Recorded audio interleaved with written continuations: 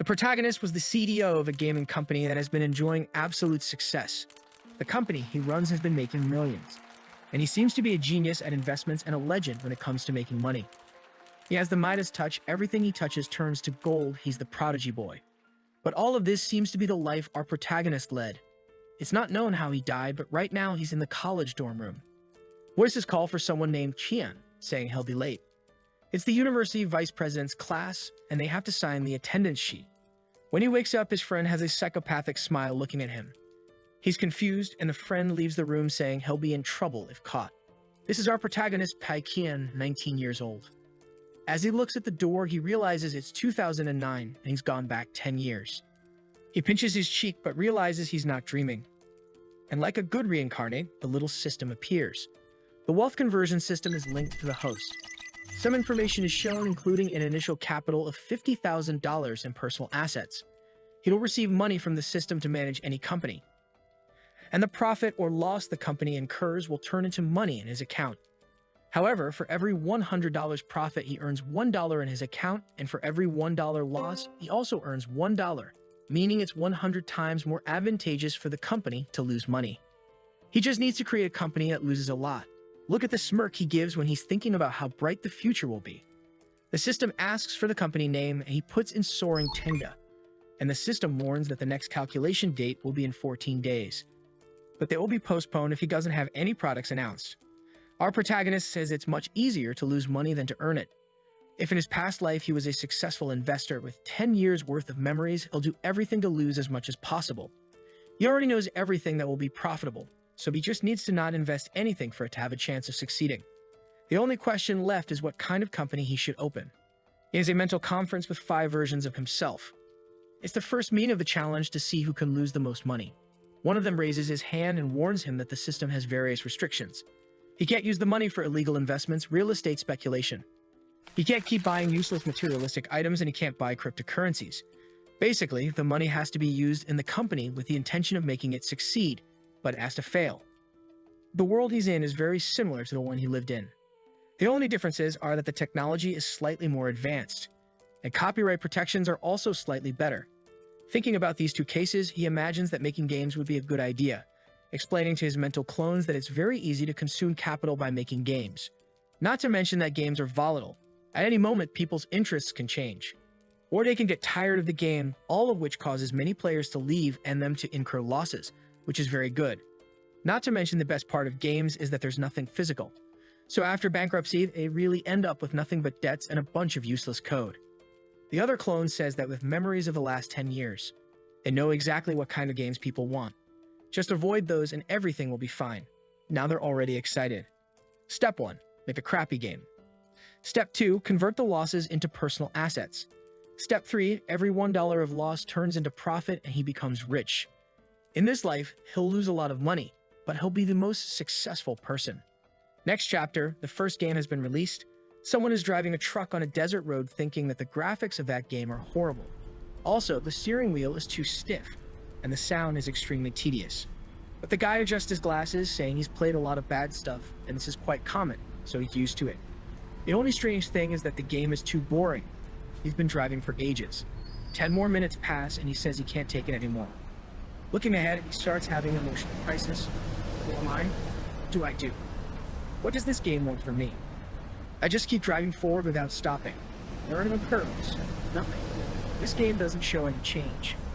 At this moment, the guy realizes something. Wait, this is just like my life. Extremely boring and unchanging. He decides he needs to stop playing this for a bit, but when he clicks to pause, there's no pause. He's infuriated with this damn game. What kind of game doesn't have a pause? But he also thinks that his life is like that. No pauses, you have to keep going even when you don't want to. Suddenly, he crashes into a pillar, and the game asks if he wants to try again. He's outraged. He's been driving forward for 30 minutes, and the game is asking if he wants to try again. He's made up his mind. After he finishes eating, he's going to turn this game into content for his channel of horrible games. Back at the university, our protagonist is watching the guy's video. Who says the game is basically a straight line with some curves occasionally. If you fail, you have to start from scratch. But he found it brilliant that the game humiliated him in the end by saying, "Congratulations on wasting 8 hours of your life. That's when he realized that the creator's goal with this game was to create a reflection, to make you wonder why you're spending so much time on it. In the comments, people are loving the game, saying that the 8 hours are almost meditative. For those who need to find a new direction in life, it's perfect to play this while thinking about your future. Our protagonist is angry. He created it to be the most boring and stupid thing. So why are they so excited, saying that this game changed their lives? He goes to the comments and warns, "I'm the developer of the game and deliberately made it terrible. It's not for you to think there's any message in it. It's crap, so don't buy it. It's not worth it." But people don't care, saying they bought it to have fun with friends just for the heck of it. And they're really enjoying it. Our protagonist is confused. Something's wrong with this world, or is he going crazy? He did everything to create the most tedious and boring game possible. So why did a big streamer play it and like it? Worse still, he promoted it to a bunch of people. With that, the $50,000 he was supposed to earn turned into $700. Our hero is shaken and spitting blood. He then has to have another mental conference and announces it's an emergency meeting. He never imagined that horrible game would sell 200,000 copies, and after deducting all the investment, they made a profit of 70,000. From 100 to 1 turned into 700. He drinks a coffee, saying there's no use crying over spilt milk. They need to discuss now how they're going to spend the next $50,000. One of the clones says maybe the best thing to do is to bring in someone to help. Someone who's a failure. Someone who can't succeed with any game, and suddenly the protagonist has an idea. He knows the perfect person who's always been by his side. Someone who ruins everything they touch, the best companion to drag the team down. At this moment, the friend named Mei Yang enters his room, saying he brought some food for both of them. Our protagonist tells him he's the perfect person. He's a bit confused there, and the scene changes to a bar where everyone is toasting and eating. Mei Yang asks why he suddenly invited him to eat. Did he get some money? In a way, he did. $700 and lost $50,000 because of it. The poor guy worked day and night to have $900 in the account, and now he's crying.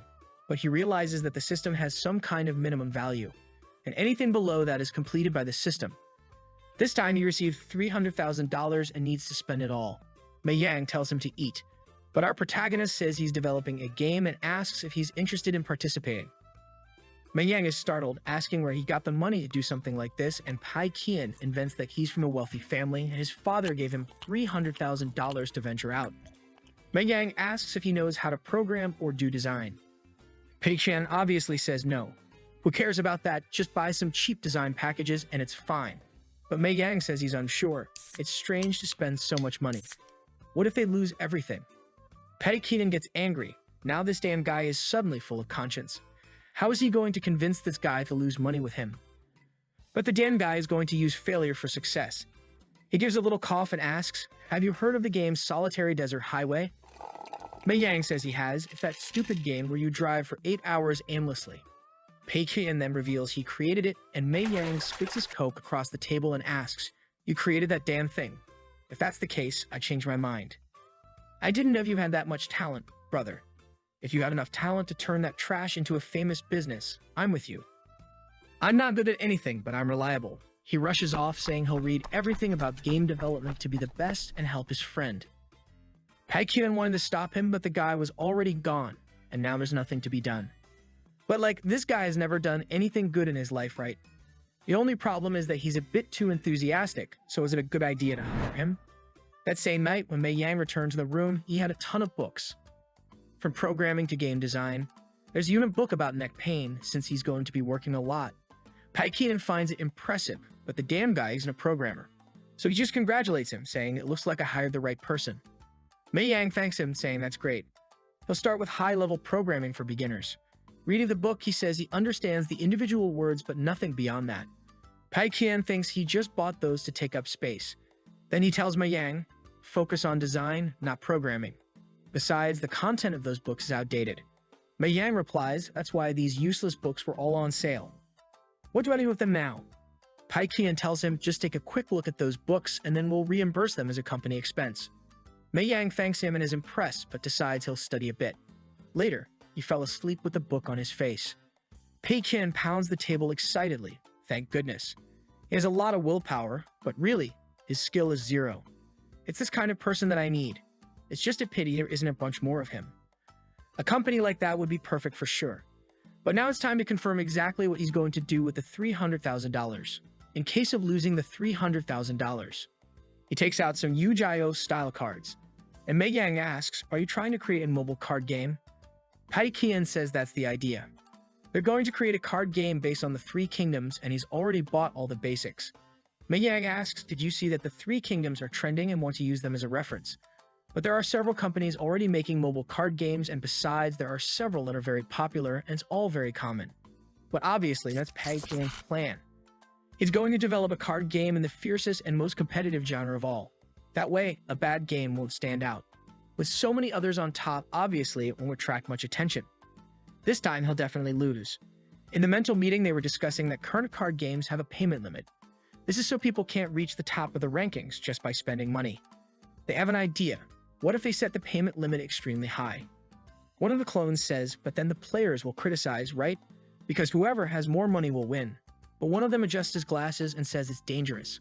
What if a millionaire comes along and spends a lot of money? They'll end up winning again. Those guys who buy a dragon's sword and level 1 armor will get screwed. He then has an opposite idea. What if they make it so the guys who can spend money can't spend money even if they want to?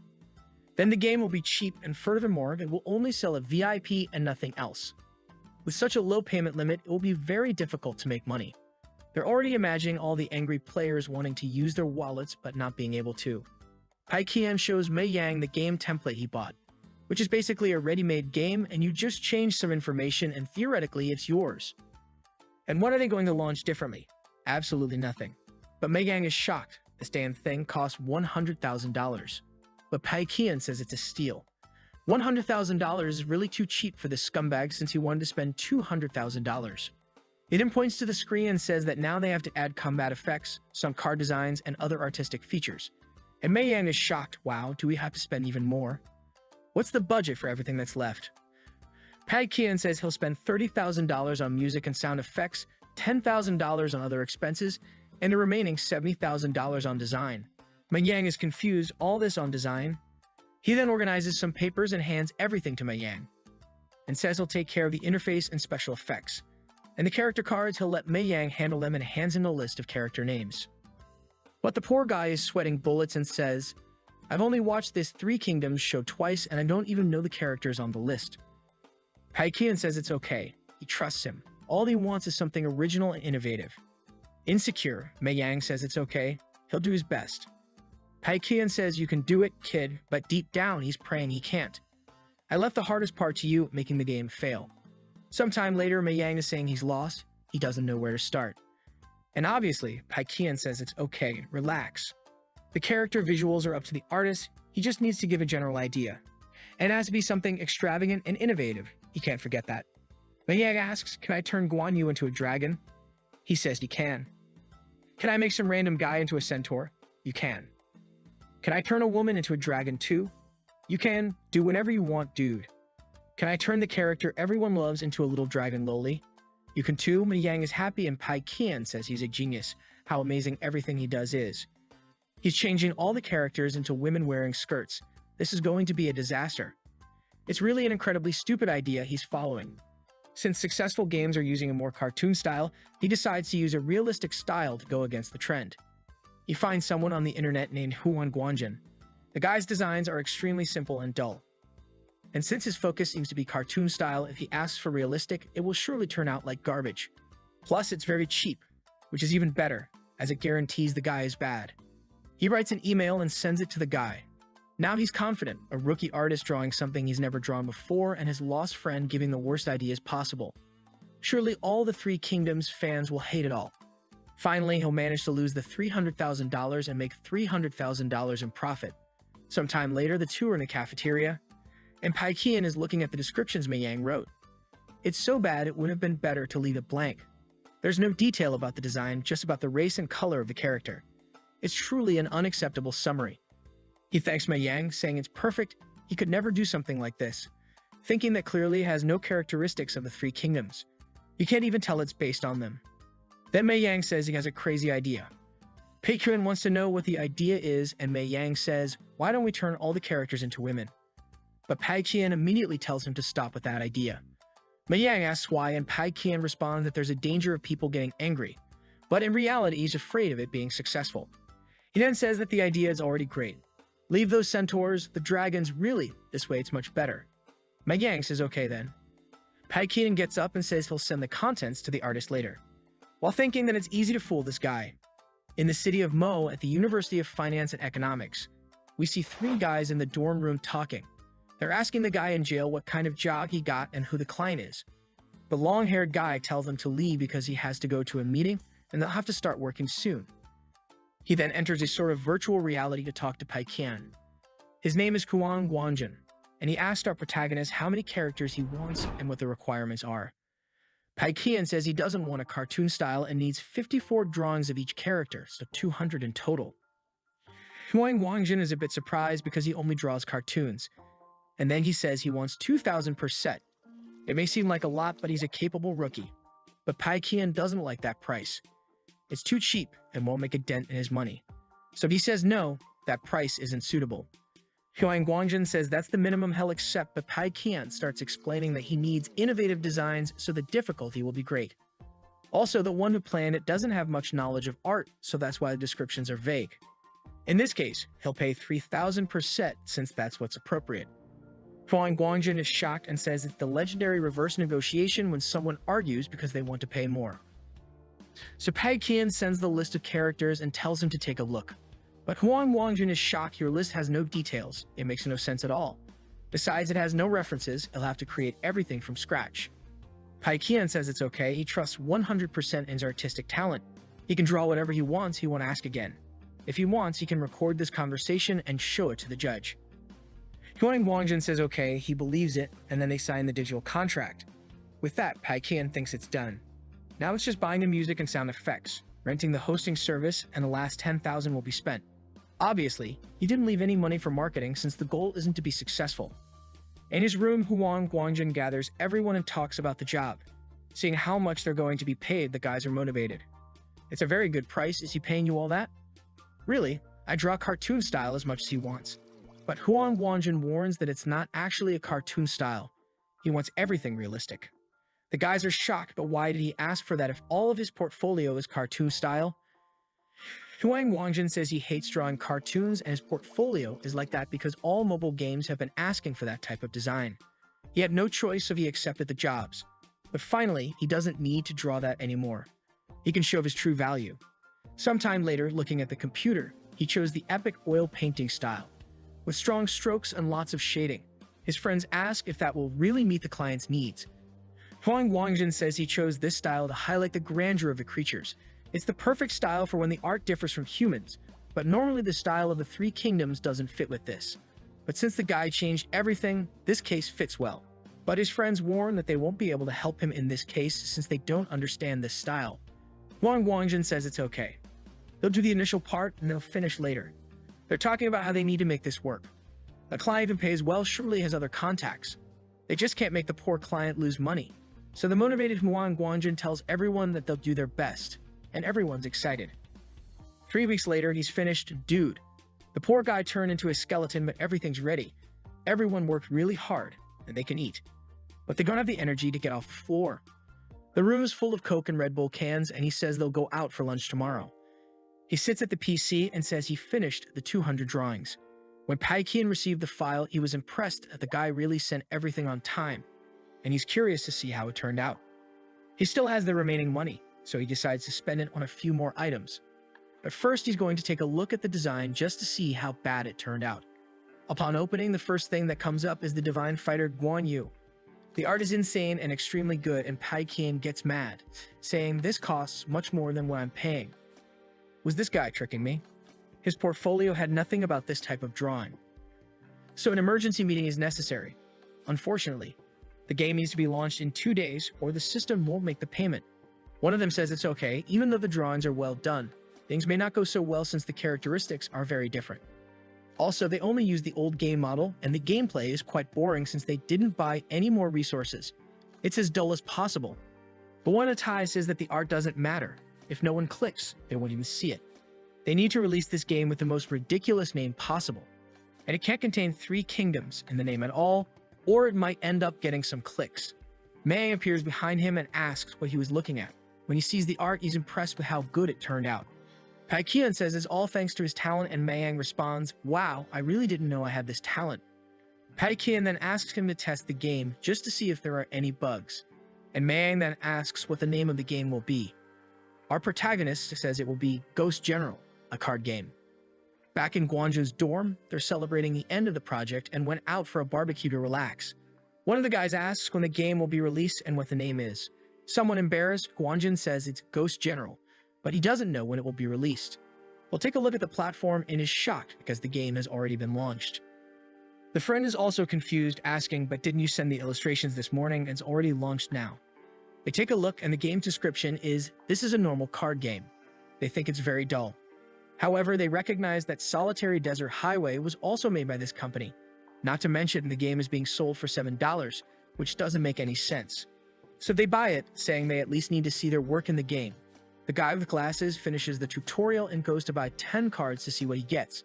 However, he immediately receives 2 legendaries at once and feels lucky, but the other says he also got 2 oranges, and the other got 3. Guanjun wonders if it's because of the testing phase and the chance of getting the rare card is increasing. Then one of the friends shows that the game's store only sells a very cheap VIP ticket. They decide to take a look at the other systems. Is there anything premium? The other games have up to level 8 for you to evolve. Guanjun sees that there's nothing and says he'll ask the boss, and he thinks it's not in the final version yet. He then asks about all this and if these things will be added. But Paikian warns, this is the final version. In the mental meeting, Guanjun asks if there will be more items in the store, and Paikian says they won't release anything else. Guanjun is shocked and asks why, and our protagonist explains that they want to focus on the fixed price, and they don't feel like putting a bunch of purchases in the game.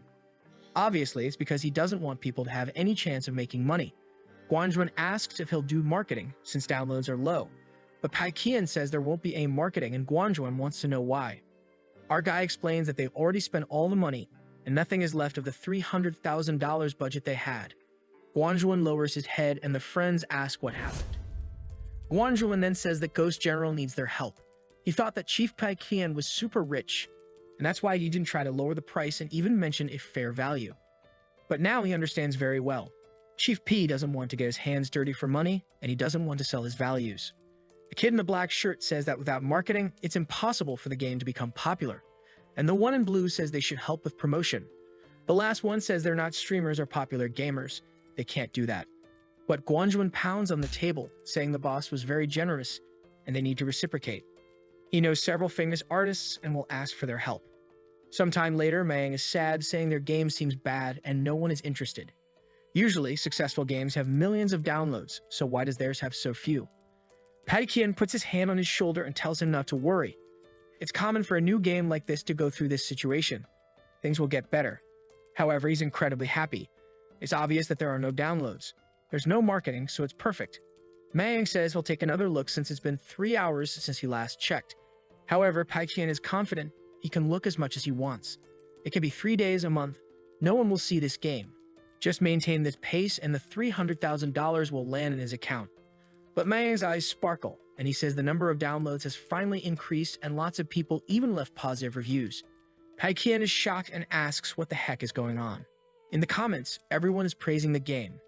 Paikian doesn't understand. He's sure he didn't do any marketing or ask anyone to leave 5-star reviews, so what's happening? Trembling with rage, he falls onto the bed, wondering how this could have happened. Mayang tells him, "I know you work hard, bro, and things are improving, but don't get too excited." Paikian says he understands. "I'll contain my joy here. I'm really excited." He gets up, thinking he can't cry over spilled milk. He needs to figure out where he went wrong. So he observes the comments again and realizes everyone is talking about the art. He decides to research this and finds a topic where several artists seem to be promoting the game. And right there, he sees at Huan Guanjin, he found the culprit. Now he's mad. Why is this guy helping me so much with marketing, with so much free time? He then sends a message to Guanjin asking if he promoted Ghost General. Guanjin says yes. He even got other artist friends to promote it and told everyone how great it was to work with boss Paikian, who pays well and appreciates an artist's work. Because of this, everyone was moved to help. Finally, someone like that in the game industry. Paikian thanks him with hatred, and Guanjin wishes good luck to the boss. He's sure he'll make even better games in the future. A week later, it's time for the system to tally everything up. Paikian is on the balcony looking at the screen. The game has already made $500,000, and considering everything he spent, the investments, system calculations, he's made $2,000 and missed the chance to earn $300,000. His mental state is collapsing. The only thing he has in his favor is that the system's value will increase. The next settlement date will be in 3 months, and the value will already be over $6 million. He'll probably have to hire an expensive workspace, costing around $400,000 a month, and another 30 employees, costing around $200,000 a month, plus a bunch of good equipment to spend another $1 million. It will be laborious, but maybe he can stay afloat. Mayang then touches his shoulder and says they should eat something good with all this success, and Pai Qian agrees, remembering that he promised to take him to eat something nice if everything went well. On the stairs, Mayang asks what's wrong. He seems worried, and Pai Qian says it's nothing serious, not to worry, it's just that he's very busy with all of this. Mayang says now that he's the boss of a successful game, he should hire an assistant to help, and our protagonist ponders this. Mayang explains that's how every story he sees goes. The boss always has to be bossy, drive luxury cars, flirt with all the girls, and dump all the company's work onto the assistant. Pai Qian loves the idea. It's perfect to hire an assistant to spend money. He needs to hire a professional who can do everything and costs extremely high. This way, he'll have someone set up the new office, hire a bunch of people, and spend a lot more money. So he goes to another company saying he's looking for an assistant, and the guy asks what the requirements are. Pai Qian says he wants the best and most expensive, and the guy gives him a list saying they're all the best in hand-on. They're disciplined, talented, well-behaved, and conduct themselves properly. He sees a girl named Shin Heilu who worked for a foreign company's vice president. However, it doesn't say there that she left the company. What happened? The guy says it seems he doesn't follow the news much. Pai Qian is confused and asks what he's talking about. The attendant then tells him that the vice president of the company she worked for tried to have some fun with her, but got slapped so hard his dentures flew out. It became news, and the vice president lost his job and she resigned. Pai Qian says he wants her then, but he has one request. She can give suggestions when he asks, but in any other situation, she must remain quiet and not question. The guy says he can trust her professionalism. 3 days later, on Monday, a luxurious car arrives and a beautiful woman steps out. Shin Heilu, with a salary of 30,000. She opens the door for Pai Qian, who doesn't quite fit with all this luxury. They go to the part of town with the most expensive commercial offices. The attendant tells him that if he wants a whole floor for his company, he can have the 17th floor. In the office, Pai Qian says the view isn't bad, and the guy tells him that if the company is recent, the government can provide assistance to them. Additionally, they can rent with just 1 month's deposit, so it's very easy. Pai Qian asks how much it costs, and the guy says it's 4 yuan per square meter. Pai Qian says it's too cheap. Obviously, the attendant is surprised, but Pai Qian is thinking that with all the expenses combined, it would be about 450,000. The attendant is baffled. This kid seems unassuming, but apparently, he's really rich. Pai Qian sighs, thinking it's 1 yuan per meter, cheaper than he estimated. Unfortunately, he'll save 90,000 a month. The guy asks if he's satisfied, and Pai Qian says that since it's the best they have, he'll have to accept it, unfortunately. He somehow needs to start losing money since Ghost General is becoming too successful. The guy then says he'll prepare the contract immediately. Later, Pai Qian talks to Heilu and tells her that a good working environment greatly improves employee performance and also enhances the company's image. She takes notes. He says the office desk has to be expensive and elegant, the computers have to be the best, the mouse has to be good, the keyboard has to be mechanical, and the monitor has to be the most expensive available. Since it's a gaming company, they need everything of the highest quality. Additionally, they need plants for the employees when they're stressed and someone to water them. It might seem useless, but they also need someone just to water the plants. Also, they need the most expensive treadmills possible since everyone sits for long periods. It's good for them to stretch their legs a bit. He also wants a tea table so they can relax. Shin Heilu says she's noted everything and asks him what an acceptable price would be. He says at least 500,000, but as close as possible to 800. With rent, equipment, and office, he's already close to $1 million. He then goes with Heilu to buy some suits, obviously the fanciest and most expensive ones. Since the system didn't say anything about not being able to buy, he bought several. And Heilu even said she would buy some more casual clothes for him. On the way back home, she handed him a shopping list. The list had several unnecessary items for an office, but it's what he asked for, and she says she saved as much as possible. Then she takes him to a house she rented for him. Pai Qian is impressed that the system allowed this to happen. Apparently, things that influence the boss's image are really part of the company. Shin Heilu tells him to rest and that the clothes will be delivered to his house. He asks her to please prepare the documents of the candidates he's going to interview. She says it's her responsibility, of course. There's a minimum profit requirement in the system. You can't just throw everything away and go bankrupt. He needs to stay at a loss but still within a certain value. This means he has to hire someone not too good, but also not hire a delinquent. Paikian remembers another useless guy he knew from college, a guy who just played games all day. Of course, someone who plays games all day doesn't necessarily know how to make a game. So he goes to the guy and throws the money, asking if he's willing to create a game. If this guy works with them, there's a dual monitor and the best computer available, and he can play games all day. The guy asks what he'll do with the company, and Paikian says he'll be the game tester, so he just has to play it literally. If he wants, he can give suggestions on designs and games. The guy says he'll think about it. Maybe he'll accept. Paikian then touches his shoulder and says he's waiting for them at the company. He'll call him on the phone, and now he's going to get his hair cut with that money. The chubby guy takes the money and cries, saying someone finally recognized his worth. Then, a guy named Huang Zibo with yellow hair is in front of the company, wondering if this is where the two legendary games, Desert Lonely Highway and Ghost General, were created. He enters somewhat embarrassed, lowers his head, and goes to the elevator. When the door opens, the company's planning chief, Han Yang, is there. The guy has a salary of 7,000.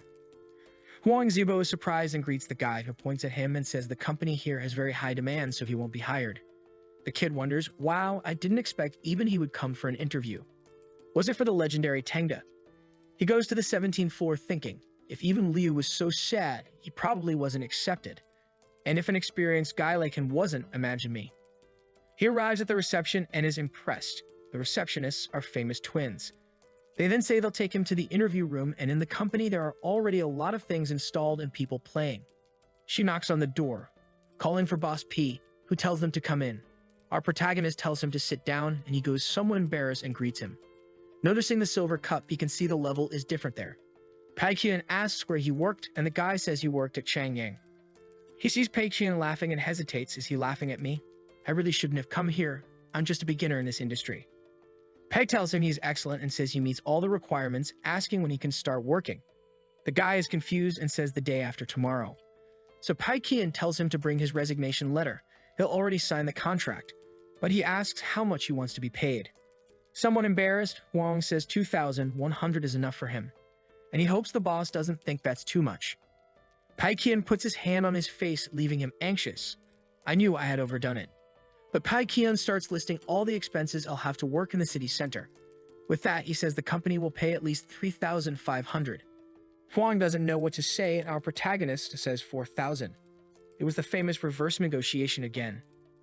Embarrassed, he says that's great, and our guy says it's decided and welcomes him to the company.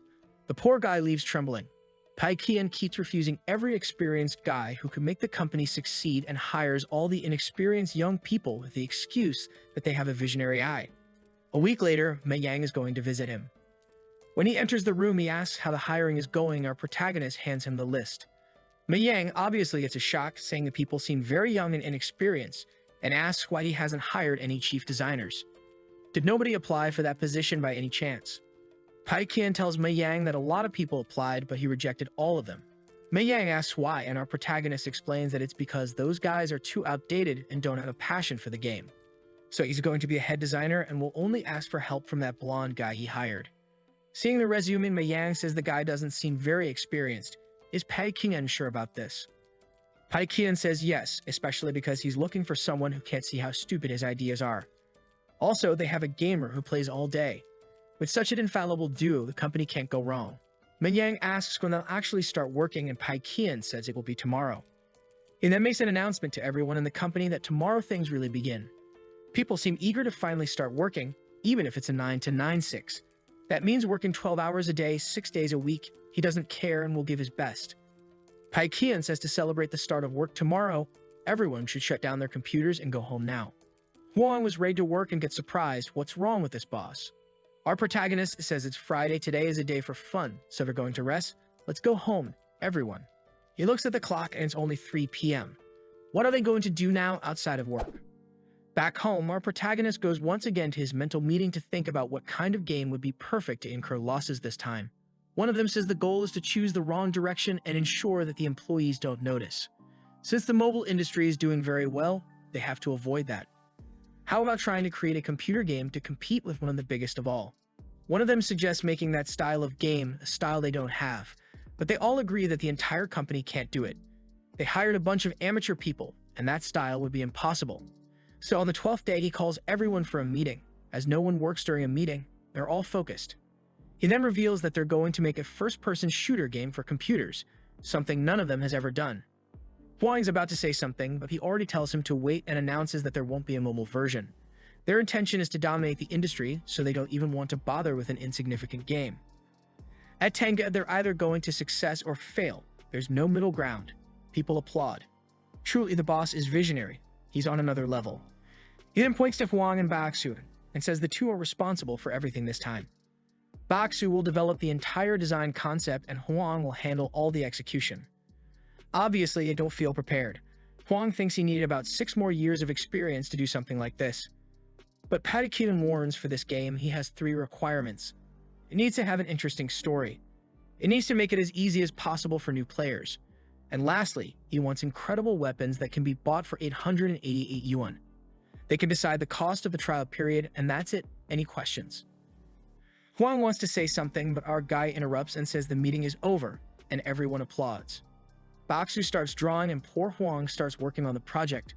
Meanwhile, Mei Yang will be responsible for helping others and learning as much as possible. If there's any problem, especially related to money, just inform him. He's confident about the first-person shooter game. Nobody cares about the story mode.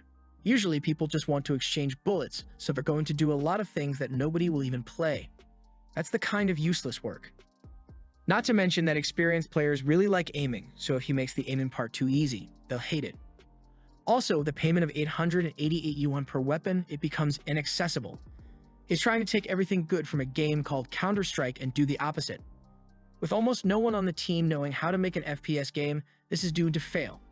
In the next scene, Huang says, "I'll work overtime even if he cuts my salary. I don't care." Baxu hands him some stuff, and they pause to chat. It seems they're unsure about creating a story mode. They won't be able to compete with the other giant companies. They'll have to focus on reducing costs as much as possible and creating the characters. Since the game is in first person, they can easily reduce the cost there. If they follow the zombie theme, it'll be very simple. They only need zombies and mercenaries. Then they just need to take the base model and paint it in various colors to have various zombies. Wang says it's a good idea, but it'll be difficult to create an original story with just zombies and mercenaries. They need something more. Bao Xu says he has an idea. He just needs a girl, and he'll make her mute, and it'll be perfect. Wang asks why she needs to be mute, and Baxu explains it's to save money since they won't need to hire anyone to do the voice. Indeed, the guy has an IQ of 1,000. They'll convey her emotions solely through expressions. She'll be like a light in the darkness. They continue discussing various ideas, and time passes. It's now November 14th, a Wednesday. Our guy is at college, but he wishes he were at the company with his employees. He's even playing the Dan Ghost General when he receives a message saying they finished the drafts and he should take a look. The text is too long, so he decides to see if they've done the 3 things he wanted. There will be a story mode, it'll be easy to aim, and there will be epic, expensive weapons. It's perfect. Obviously, he should have read the project a bit more. It's already November 18th with 67 days left until the cycle closes. Our guy sees that the money in the system is only increasing, while there's still nothing in his personal account. Why is it so hard to lose money? At that moment, Mei Yang enters and informs him that everyone in the company is working secretly. Our guy is shocked. Why are they doing this? He asks, are they working or playing? Mei Yang says they're playing, and with that, Pai Qian relaxes. He sits down and asks, are you sure they were playing? Mei Yang says yes. That's why he came to warn him, because it's a waste of the company's resources for these guys to be playing. Pai Qian says there's no need. It's better for them to be playing than working, right? They're a gaming company, so they were probably seeking inspiration from other games. His friend asks if he should leave him alone, and the protagonist agrees, and says that in overtime they'll pay 1.5 times more, and on weekends they'll pay double. He hands a sheet to Mei Yang and tells him to note every extra second they spend in this company. When he leaves, he sits, thinking he's a genius. He'll finally manage to spend more money. The next day, hesitantly, Wang goes there and knocks on the door. Our protagonist tells him to come in, and he comes in with a sheet, somewhat unsure, saying it's the resources they need to buy. Wang is thinking. He did his best to find good quality resources at a reasonable price. There shouldn't be a problem, right? Seeing the list, our show-off gets angry. How did he manage to save so much? 670,000 to make the entire game. He returns it and says he wants him to redo it with double the budget. He needs to spend money. Huang is puzzled but says okay, and then asks the name of the game. He says Bao Xu wants to name it Ocean Fortress, but he finds it strange and wants the boss to decide the name. Paikin recognizes the name as a failed movie from his last life, and with that, Ocean Fortress is a perfect name. Let's use that. Huang is obviously working hard, chatting with everyone in the company and increasing the budget since the boss asked. He sits at the desk and receives a message saying his salary has been cut, but it's much more than he expected. Could it be a mistake? He sees Shin Haley passing by and asks to talk to her. He shows her, saying that he received the wrong salary. He earned more than he should have. But Shin Haley tells him that it's correct, it's the payment for overtime. He is taken aback and she says it's normal for the company. He thought he would never receive the legendary overtime pay. Everyone at the company cries. They found it strange that Boss Pay didn't say anything when they worked more, but now everything is clear. He knew about the overtime from the beginning and simply let them do what they wanted, but he paid much more. Everyone is moved and motivated. While our boy is on the couch disbelieving why is it so hard to spend the money from this cursed system, in an emergency meeting they need to spend impulsively, but all the clones are exhausted. They have already spent everything possible at the company and don't even have anywhere else to put money. It's all the fault of that damn General Coast who never stops making a profit. One of the clones has an idea. What if they organize an employee trip? However, the system won't accept it if it's just that. So he decides to plan a trip to places where there are companies with FPS games. That way he can spend a lot on hotels, travel, flights, and everything else, and still use the excuse that he's taking the employees to learn. So he calls Halu and explains the whole plan to her. She takes notes, and some time later, the group is already discussing it while playing. Indeed, they are going to travel just to learn. How crazy. They just find it peculiar that nobody has ever treated them so well before. It's bizarre. Everyone is just imagining where they are going, and Huang tells them to focus on work. When Pai Qian receives the budget, he is shocked. It's only 150,000. What kind of crap is this? Halu apologizes, saying she did her best to lower the prices as much as possible. Apparently, spending too much on a high-standard administrator was not a good idea. He asks if they can travel executive instead of economy. However, the system warns that it's not possible. Halu says she contacted the companies to schedule everything. The company they are going to visit is Sunstrike Studios. When its owner learns about the trip, he is confused. What kind of company plans a company exchange? The receptionist says it's the company behind the General Coast game. Jiamu Yan, the owner of Sunstrike, knows the game, and since it's successful, he thinks it'll be good to meet the owner. So he accepts the exchange and says he'll receive them personally.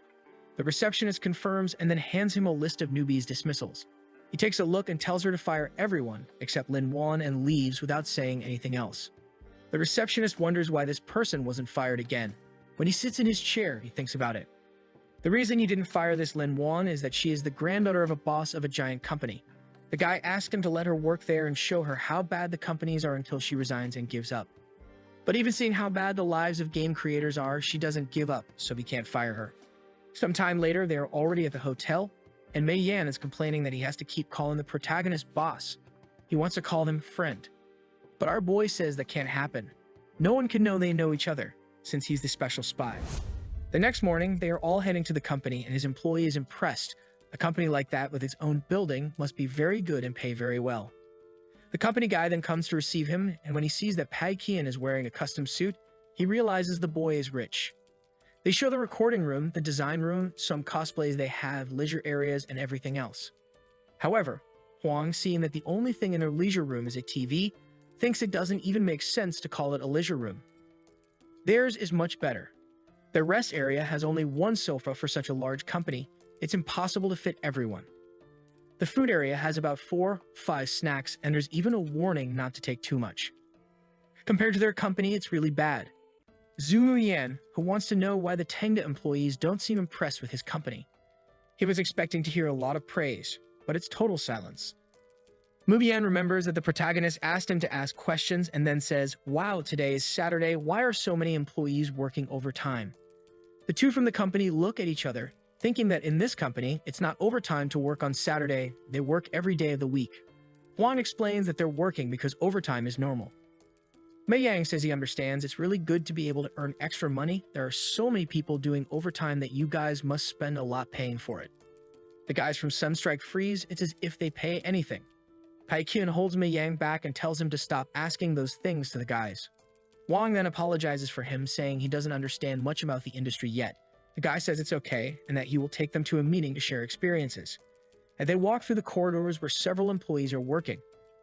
While some comment that the workspace there is very cramped. Wang says it looks like a normal space. Actually, the problem is that at Tengda it's too big. Zhu Yang heard this and didn't understand because his company gives a good space compared to the standard. Huang then gives a presentation on why the General Ghost game was successful. The first reason was using an innovative and bold artistic style.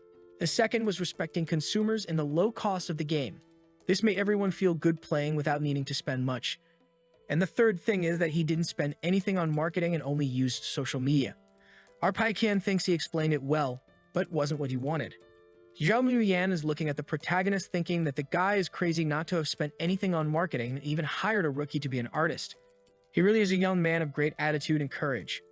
He then steps forward and announces that they are preparing a shooting game called Bullet Hole. And the goal is to surpass Counter-Strike. The most important thing in the game will be the difficulty. In shooting games, usually the enthusiasts are veterans, so they will make something challenging. They are working hard on the visuals and even have military personnel on the project. They will make the game free, but the equipment will cost a lot. Huang gets scared. It sounds like the game they are making, but with everything that people like. If they launch at the same time, it will end the Fortaleza do Oceano. But when he looks to the side, the protagonist is smiling. And Wang begins to think that he came there just to check out the guy's approach. And now he's sure the Fortaleza do Oceano will be a success. Sometime later, Paikian thanks them for everything, and Zhou Muyan says it was a pleasure to have him there at the company. As he's leaving, a girl finally appears in this story to talk to him. She is Lin Wang, the granddaughter of the guy who owns a giant company. She says she wants to ask him a few things. She then asks if making money is the main goal when creating a game.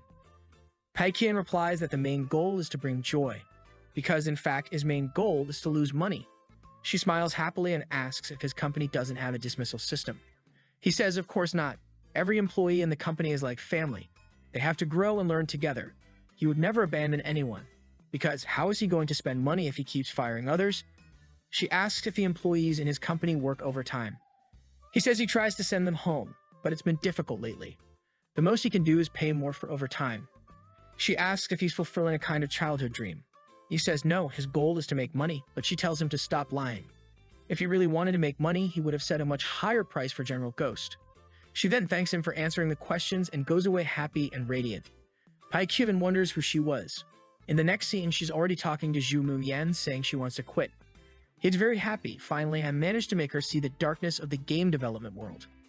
And he asks her, are you going to give up the game industry? She says no. He doesn't understand why she's quitting, and asks if she encountered any problems. She says she just feels like she won't be able to achieve any of her dreams there and she wanted to try another place. Where could it be, right? Back at the good company, our protagonist asks Huang if he wants to postpone the project, to which he replies that it won't be necessary. Pai Kian says he wants to see the game, already afraid it might be good. Huang then shows him in story mode, players will fight from a lower floor to the top and has a total duration of 6 hours. They will also release a weapon that will cost 888 as he requested. Our protagonist starts to worry, who asked this guy to make a decent game. He remembers that he actually doubled the budget. He probably has some blame in this. But he knows that competing with others with just this won't be enough, and this expensive weapon won't turn out well either. Huang asks if he wants to see the rest of the game, but Pai Kian says no. Then he takes a look at the official review, and then leaves confidently, since they will launch together with the Bullet Hole. With such competition, for sure there won't be a way for them to win. The defeat will be bitter, or sweet in this case, right? Looking at the system, he says he's finally starting to go into the red. It's been a lot of work to spend so much, but he's managing. He just needs to make an effort to spend the last 100,000 he has. He then calls Heilu and tells her to organize an event tomorrow to celebrate the completion of the game. They will eat at a great restaurant, then everyone will go to karaoke and to a shopping mall. They should reserve all the rooms. Heilu says it's a Friday, but our guy says it would be unfair to use one of their days off for this. She says she understands and then informs him that the girl from the other company came here for an interview. He's thinking that she doesn't need money. That's impossible. And Heilu says she noticed that she is from a rich family. But she seemed kind of absent-minded and lost and probably not very good at work. Our guy thinks accustomed to spending money and still not very good. That's perfect. He doesn't even interview her and says he can hire her. He'll pay her 4,000 a month and let her do whatever she wants today. Tomorrow they will pass on some activities. Hailu enters the room and congratulates her for being hired. Just sign this here, and you'll get 4,000 a month. She is happy and wants to know where she can start working. Hailu warns her that her job is to go to karaoke in the mall tomorrow. The game has already been launched and Baksu is slumped in the chair. Huang comments that it seems the boss hasn't released anything yet. Baksu says the boss asked not to release anything, they trust that he must have some bigger plan. Huang sits down saying that they really don't need to be insecure and the boss knows what he's doing. They have nothing to do, so they decide to call a group to test the game. They don't have anyone in the company who likes FPS, and a friend of theirs says they can call a Counter-Strike group. But Huang says that's not very right to keep using others as guinea pigs without them knowing. But then Lin Wan shows up saying she knows several people and asks if they want her to contact them.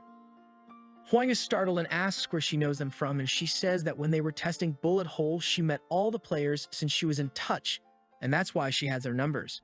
He then says perfect, and in an apartment, there's a professional player and streamer receiving a message from Lin Wan asking him to test a game. The guy thinks it's bullet hole, but she says it's another game. He then says she's bold to leave the company when the game is launching, especially since when the game is launched, the team gets a lot of bonuses. She says the bonus means nothing to her and explains that the company she's working for now is much better, so stop talking nonsense and test already. He asks if the company will pay at least $500 for the test. She says no, but he'll get a Desert Eagle in the game. He says her new company is stinky then. How can you ask to test a game but won't pay anything? She says he can trust that the company isn't stingy. They will even give him a permanent epic weapon. He gets angry because why would he want an epic weapon from a game he doesn't even know will be successful? She says the weapon will cost $888 and he's shocked. What kind of expensive game is this? It's easier to commit armed robbery than to ask for $800 for a skin. But with that, he decides to give it a try because of their friendship.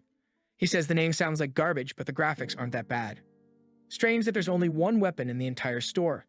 He thinks it's not worth playing but sees that there's a story mode and decides to give it a try. And then he finds himself waking up in the middle of a bunch of creatures. He gets up, falls, and even receives a tutorial on how to walk. He opens the door hoping a boss won't appear right away, but it's obvious a zombie is coming. At this point, he takes the Texan household tool from the creature's pocket and sends it to oblivion. But he gets bitten and infected, so he's going to die. At that moment, a girl suddenly stops in front of him, pulls her blood, and throws it on him. With that, he's cured.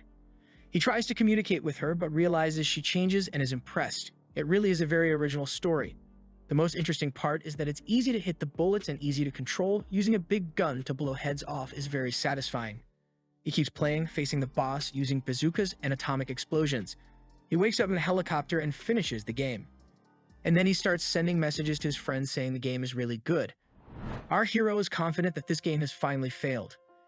When he enters the company, there's no one at the reception. When he looks, Huang is standing there staring at her. He realizes no one is looking at him and thinks apparently such a huge failure shook everyone. As much as his goal is to lose money, he knows everyone has worked hard and it's not easy to deal with failure either. So he decides to give some words of comfort. When Lin Wan sees him arrive, she informs everyone and they start celebrating. Our guy is confused and Huang comes forward and says, "Boss, I learned a lot working for you. I didn't understand why you didn't want to promote the game, but now I understand. A really good game only needs good feedback from the players and everything will work out naturally." Peiqian is shattered. "You're not telling me the game became popular, are you?" Huang throws his arm up and says you can keep updating the platform. Popularity, number of active players, or even profit, we destroyed bullet hole. They bring out a giant champagne bottle. Everyone is happy and cheerful, except our poor guy. Seeing him going to the room calmly, they think everything went according to his calculations. This success wasn't even a surprise, that's confidence. Our guy falls on the other side of the door wondering what he did wrong again. How is it possible? It makes no sense. How can he not fail? He didn't let Wang Jing help with this project to avoid anyone promoting him, so where'd it go wrong? The comments are a mess, so there's no way to know why it became popular. But he thinks, I'm the boss, I'm going to tell Huang to analyze this. And he sends a message for him to analyze the success, both in design and marketing, and send it to him. In the clone discussion, they say they made a serious mistake by having a good story mode with an easy-to-play game, which attracted many casual players. Not to mention that the only one that sells for $888 made those who like to spend money enter just to show off. Looking at the profits from the system, he should have made at least $500,000 and got $600,000. In the end, after all the calculations, he earned $6,000 working for 3 months. The poor guy is earning less than any employee. And now with another successful game, it's going to be even harder. But there are still 2 days left for the system to finish the calculations, and he just needs to spend everything possible in that time. He has already given a raise to everyone, or at least everything the system allowed him to increase. In addition to giving an extra 1,000 yuan to everyone who participated in the project as a bonus in the case of the entire company. He tells Halu to create a new clause that allows everyone to spend up to 3,500 from the company as long as it's for work-related items. Huang is happily working when once again he receives the notification the guy is already earning 15,000 a month, and everyone in the office is impressed with how much they're receiving. Halu continues distributing the 1,000 bonus and also informs that the company will help pay up to 3,500 for anything they need for work. Baxu notices immediately you can even buy game-related items with the extra help from the company. People are starting to get scared. The boss is too good. Halu says there's no need for them to be shy, and today they can even leave work early because the boss will take everyone for a celebration. Not ironically, he informs them that they're there to celebrate, but they still have to stick to work hours. He tells everyone to use the bonus he gave them plus the 3,500 it's good for everyone to spend. Everyone goes happily to spend money. He sees everyone entering the stores, talking about what they're going to buy, and he becomes confident. Finally, he's going to lose a little. People are thinking of buying clothes, Nintendo Switch, the girls are buying expensive lipstick and makeup, Baxu went to buy a mechanical keyboard, and everyone is spending. On the other hand, the protagonist is observing everyone, and Lin Wan notices that. Our Pai Qian is worried that people won't spend money, so he has to keep an eye on it. One of his employees was looking at his cell phone when he saw on the camera our protagonist right behind saying, if you like it, just buy it. However, the guy says it's better not to. His cell phone will last at least another year, and $39.99 is too expensive too. Pai Qian says to just use the company's special credit, and the guy is disbelieving, but how is that possible? It's not related to work, so it doesn't make sense to use the company's credit. Our hero says he's thinking about the possibility of developing new mobile games in the future. And if they're going to make a new version of General Ghost, how will he test the game? The guy starts to believe but is still a bit confused, and Pai Qian keeps insisting until he accepts. He keeps going to everyone's face, telling them to buy as much as possible. Everyone who hesitates, he finds a way to convince, and the person becomes happy. Meanwhile, Lin Wan realizes he's buying things for everyone but himself. He sees her on his back when he goes to tell her to buy something. She says she already has everything in the store. That's the problem with having a rich employee. But finally, he enters a store to buy something for himself. The system only allows him to spend 70,000, and that's what he spends. He bought a 42,000 Rolex, a 20,000 handbag, a 7,000 pen, and a Louis Vuitton belt. Lin Wan says she never expected the boss to be so economical. Really a controlled boy, he didn't even spend 100,000. Wang and Lin observe that everything he bought is just to improve his image as a boss. He really is an incredible boss. But Pai Qian is devastated. He's already spent everything the system allows, but it's still not enough. So he asks Halu what he should buy. The girls are thinking, but they can't come to a consensus. Until Lin Wan says he should buy glasses that will help his life. He then asks Halu to take him to the most expensive store, and the scoundrel manages to spend another 16,000. Finally, he managed to put the company 20,000 in the negative. It's a small step for man, but a big step towards victory against the system. When the system reaches the conversion phase, he receives 21,000. The rascal managed it, and the system's next mission is to have a physical store either in a bustling city or near a university. Our guy decides to take initiative before things start going wrong, or in this case, start going right. He needs to deal with the most dangerous ones in this company. So he gives a prize to Wang, who celebrates. He's the company's best employee, and right after, he takes away his position and says he won't work with the game anymore. He hands him a $1 million check and says he'll be in charge of some new project for the company, and he can think about what that project is on his own. Obviously, he refuses, but our guy insists as usual. He has nothing better to do and accepts. Then he tells Baxu to take a month off. He can travel wherever he wants and relax. However, obviously, Baxu doesn't want to. He'll stay in a alien house playing, and it's much better at the company. But Pai Qian already knew he would refuse, so he planned a trip route for him that also involves learning about game design. That way, poor guy can't refuse. He then calls Mei Yang into his office and says he'll let him be in charge of creating the physical store he wants. A huge place. It will be a mix of a LAN house with competitive games with a computer parts store. It will be a revolutionary place in a huge building, and he'll trust Mei Yang with all of it, who is crying emotional and says he can do it. Our protagonist thinks all the pieces are on the table. After removing Huang from his position, he left Lumen Wang in charge of the game direction, who doesn't understand anything about it. Furthermore, with Mei Yang leading the physical unit, the best he can achieve is leave a like on the video to help Mamoru to produce more juicy content for his brothers. Hit that cheeky little bell, and I'm out. Remember the last chapter ended with him initiating the project to set up the physical location.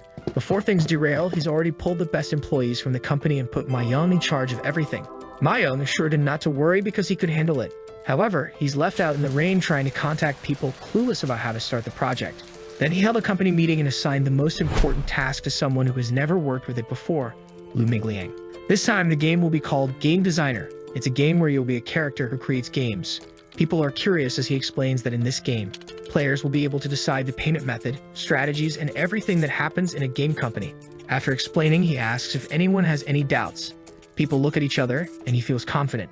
No one is saying anything, which is exactly what he wanted. It's not a common genre, and no one will have any idea how to do it. Suddenly, one of them raises their hand and asks what the representation of this game will be. Will it be an interactive fiction? Those games where you choose certain options that decide the course of the story. Pekian says no. Actually, everything has to be 3D with the best graphics possible. Obviously, because if it were simple, he wouldn't be able to spend even a little of the company's money. The guy is startled, wanting to use a bunch of 3D characters in a fiction game. Pekian says he's too fixated on this interactive game thing. The game will be a 3D path with several routes. Each door represents a decision, and decisions lead to different destinations. The guy thinks this doesn't make sense. Why spend so much money on 3D just to pick a door? Lin Wan thinks it's an innovative idea, but just moving forward will make the game very boring. Pekian ponders, now that the company can't be completely in the red, the game has to be boring, but not completely boring. He then has an idea. They can add a kind of voiceover to the game to allow people to have more interactions. When they make the right choice, voice A will speak, and when they make the wrong one, it will be voice B, and obviously the voices will try to help and hinder the player, besides trying to confuse or help the person make the ideal choices. Pekian says that with these lines, at least the players won't get so bored. Lin Wan smiles, thinking that Boss P is really very careful. She jots down everything, thinking he really is a genius with game ideas. Pekian says he wants the basic design in 3 days, a complete project in 1 week, all the art deliveries in 2 weeks. Is there any problem? The guy says no and says Boss P can trust him. With that, the meeting ends. Sometime later, on the couch with Ma Yang, he asks how things are going since 3 days have passed. At least he found the place where it's going to be. Ma Yang says he still has no idea. Pekian spits out his coffee, thinking he'd be a millionaire if he could have a bunch of Ma Yangs in the company. But Ma Yang says the current priority is to find someone suitable for this job. Ma Yang is smiling while Pekian thinks he's confident that Ma Yang will fail, but what if he ends up finding someone very competent? Then he asks what kind of person he's looking for. Ma Yang says he found a guy in an online forum who seems to be very talented and is trying to hire him. Pekian finally relaxes as if he's going to find a talented person and manage a multi-million-dollar place in an online forum, and he asks Ma Yang for project details. Ma Yang says since it's going to be an internet cafe and computers are the main part, to have an identity, they need to create their own computers. And this guy he found in a forum for computer experts, so he's definitely going to do a very good job. Pekian nods, saying it's perfect then. He's overjoyed in finding such an expert. Surely each of the computers will be extremely expensive. He puts the cup on the table and says, we really need this type of expert, so go now and offer even more money to him. Pekian approaches and says they need to pay at least 8,000 for such an expert guy. Ma Yang unenthusiastically mentions that even his salary is only 5,000 still. Pekian says he doesn't need to worry. If he manages this successfully, he'll get a bonus. With that, Ma Yang excitedly says he'll get back to work and leaves the room.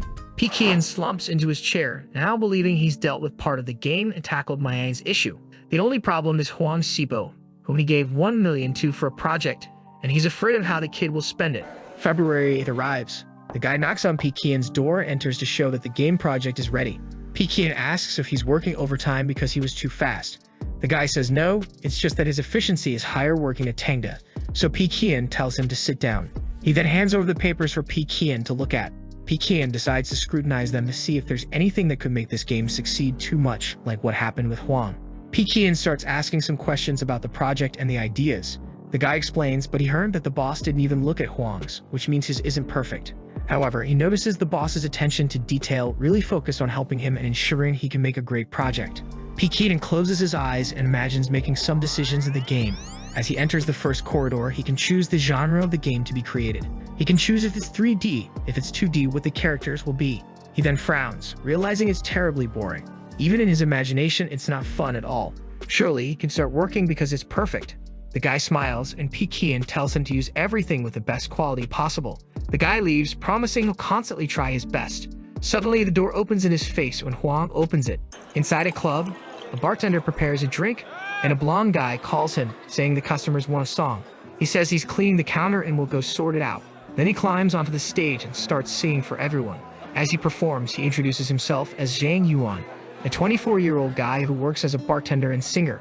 Sometime later, everyone is leaving. The blonde, who is the boss, tells him to close everything before leaving, and he just thanks him. Suddenly, his phone rings. When he looks, he gets excited. It's Yang talking about the salary and that they want him to come for a visit and everything is paid for. In front of the company, scared. It's the legendary Tangda that created the Ghost General and the Fortress at Sea. Heilu comes to greet him all shiny. He confirms he came for the interview, and she takes him to the room. Pekian says he doesn't need to be so formal and can sit and have some tea. Sitting in the chair, he's confused because someone as important as Pekian wants a barista as an employee. He just hopes he hasn't been hired to sing while making drinks. The first thing Pekian asks is what he thinks is the best configuration for a computer to run all current games. Zhang Yuan continues hesitantly, but now he realizes the guy wants his talent with computers. He knows this guy is very powerful and smart, so it's better not to try to fool him. And he starts thinking that if he takes a little bit of the salary he's going to receive to put it into the configuration, he might even be able to be friends with such a powerful person. He then starts listing each of the parts from the motherboard and graphics card to the speakers and headset. After explaining everything, he relaxes and tells Pekian it will cost a total of 15,000 each. Actually, it will cost 16,000, but he's willing to take a little bit off his own salary to make the offer more attractive to Pekian. The damn guy hasn't even entered the company and he's already ruining our protagonist's plans. Pekian says the configuration seems good for current games, but what about future ones? He tells him he wants him to increase the configuration by at least 10,000. With the extra 10,000 in mind, Zenan begins to describe new components that could reach that price. With these 25,000, he says, they can create a computer that will be one of the best even 2 years from now. Pekian says that's fine, especially since that's all the system allowed him to spend on each of the computers. Jay actually knows it will cost 26,000, but he's still willing to take 1,000 out of his own pocket to help Pekian. Pekian tells him it's settled, he can build 50 of those. Then he spits in Pekian's face and reveals that he felt bad for accepting 3,000 to do something so simple. That's why he was going to return up to 1,000 for one of the computers. But actually, if he wants to make 50, the story changes. Pekian says he can't feel that way. He deserves the 3,000. Why does he want to return the money? He hands over a napkin, saying for each of the computers he builds, he'll earn an extra 200, and explains that he wants to open an internet cafe in the city of Zhengdu, and if he wants, he can even come work with them. With tears in his eyes, Zhengdu says he definitely wants to work here, already thinking that with such a generous boss, his life will finally start to improve. Pekian then asks him to talk a bit about his previous work. He says he's currently working as a bartender and singer in the same place, and in forums, he's known as a computer master. He feels sad because the boss called him because of computing, but he has nothing related to it on his resume. But Pekian says he's actually amazing for having so many talents. With so much talent, he can work at the internet cafe, making drinks, and even singing, and in this way, he deserves to receive 3 salaries. Before the guy can respond, he calls in Heilu and tells her to bring the contract. She appears with the contract in the same second, and he just hands it to Zhang, saying he'll receive 14,000 a month. The guy has tears in his eyes. He can't even believe he's signing a contract to receive 14,000. He who comes from a simple family will finally achieve success. 2 minutes later, Yang appears in the room and asks the boss what he thought of Zhang. The guy is really an expert, isn't he? Zhang, embarrassed, says they praise him too much. Pekian pats Yang on the shoulder, saying he really did a great job finding the talent. Zhang is impressed that Yang really works as someone who hires for Pekian. Then he shows Pekian that he found a good place to open the internet cafe. It's a huge place with all glass doors. It was an extremely luxurious restaurant, but it went bankrupt. It has an area of 3,000 square meters and costs 300,000 a month. Seems too cheap. What does the boss think? Zhang is startled. Why isn't anyone commenting on why the restaurant went bankrupt? Clearly, there must be some problem with that. He knows the problem with this place is that it has a very large shopping complex a few blocks away, so everyone prefers to go there. It really is such a big place and this price is cheap, but it's not worth it. Feeling isolated in the room, he's not sure if he can express his opinion since he just joined the company. Pekian claps his hands, saying it's an amazing place. They'll choose it. Yang gives a thumbs up, saying he knew boss Pekian would love it. Zhang decides not to say anything so he doesn't get involved in the boss's decisions. He then says he'll explain the plan and they just have to follow it. Since the internet cafe will need 50 computers, they'll have a price of 10 yuan per hour. In addition, they'll create a bar area for Zhang to be there when he's not busy. And they also need to have a spacious area for Zhang to sing some songs. Since this place used to be a restaurant, they can take advantage of that to put a chef in there to cook some things. The second floor will sell computer parts. It doesn't need to make a profit, just not a loss. And next to the restaurant will be a small cinema. Nothing too big, just a few seats is enough. Pekian tells Mayang that's basically it and is impressed with the boss's plans. Pekian says the idea is to have a place that has a bit of everything. However, Zhang says he's not excited about this idea. There are too many conflicting things. 2 entertainment places, 2 places to eat. Seeing both, he can't imagine who will have the courage to pay 10 yuan per hour. Additionally, the start of the menu is extremely expensive wines and cheap potatoes at the back. Who will put up with that? Zhang calls Pekian, thinking of saying something but is promptly interrupted. Pekian explains that since this is Tengda's first physical place, they're not concerned with profits. He gets up all stylish and goes to the window and says, "It's a bold venture to combine so many different elements in the same place. It's normal for people not to accept it at first, but the goal is to change their perception." Zhang is somewhat silent, thinking that if the boss isn't worried about losses, then it's doable. He leaves thinking that since he's going to earn 10,000 a month, he doesn't need to worry. The company continues to operate. While Pekian takes a look around, he feels confident with everything being sorted out on Mayang's side. Since Huang Xibo hasn't come to work for a while, he decides to ask about the progress. Pekian sends a message and Huang responds that he decided to enter the film industry. He immediately gets excited. It's a perfect industry to lose money. He's curious, so he decides to call and ask some questions. The first thing he wants to know is if Huang needs more investments, to which he says he doesn't. He already received more than enough. Pekian asks if he already has a director and where they're going to shoot. Does he want to come here to the company to talk? Outside, Huang says he's already there, and the person he's bringing is with him. He turns to the guide and tells him they're going to meet Boss P. He arrives excitedly, opening the door, and introduces the guy as a director he hired, someone who's been in college for 4 years, and his name is Zhu Xiao Sai. Oh my, this name is difficult. Pekian greets him excitedly. Leaving a movie in the hands of someone still in college is the perfect chance. He then asks them what kind of movie they want to make. Is $1 million really enough? Huang Xibo says that's actually too much. It's just a small movie, he doesn't need that much. Pekian's confidence in losing money drops. And suddenly, he asks if the movie they want to shoot is called Surprise by any chance. The two stare at each other in surprise. What do you mean? That was a movie that was very successful in the future.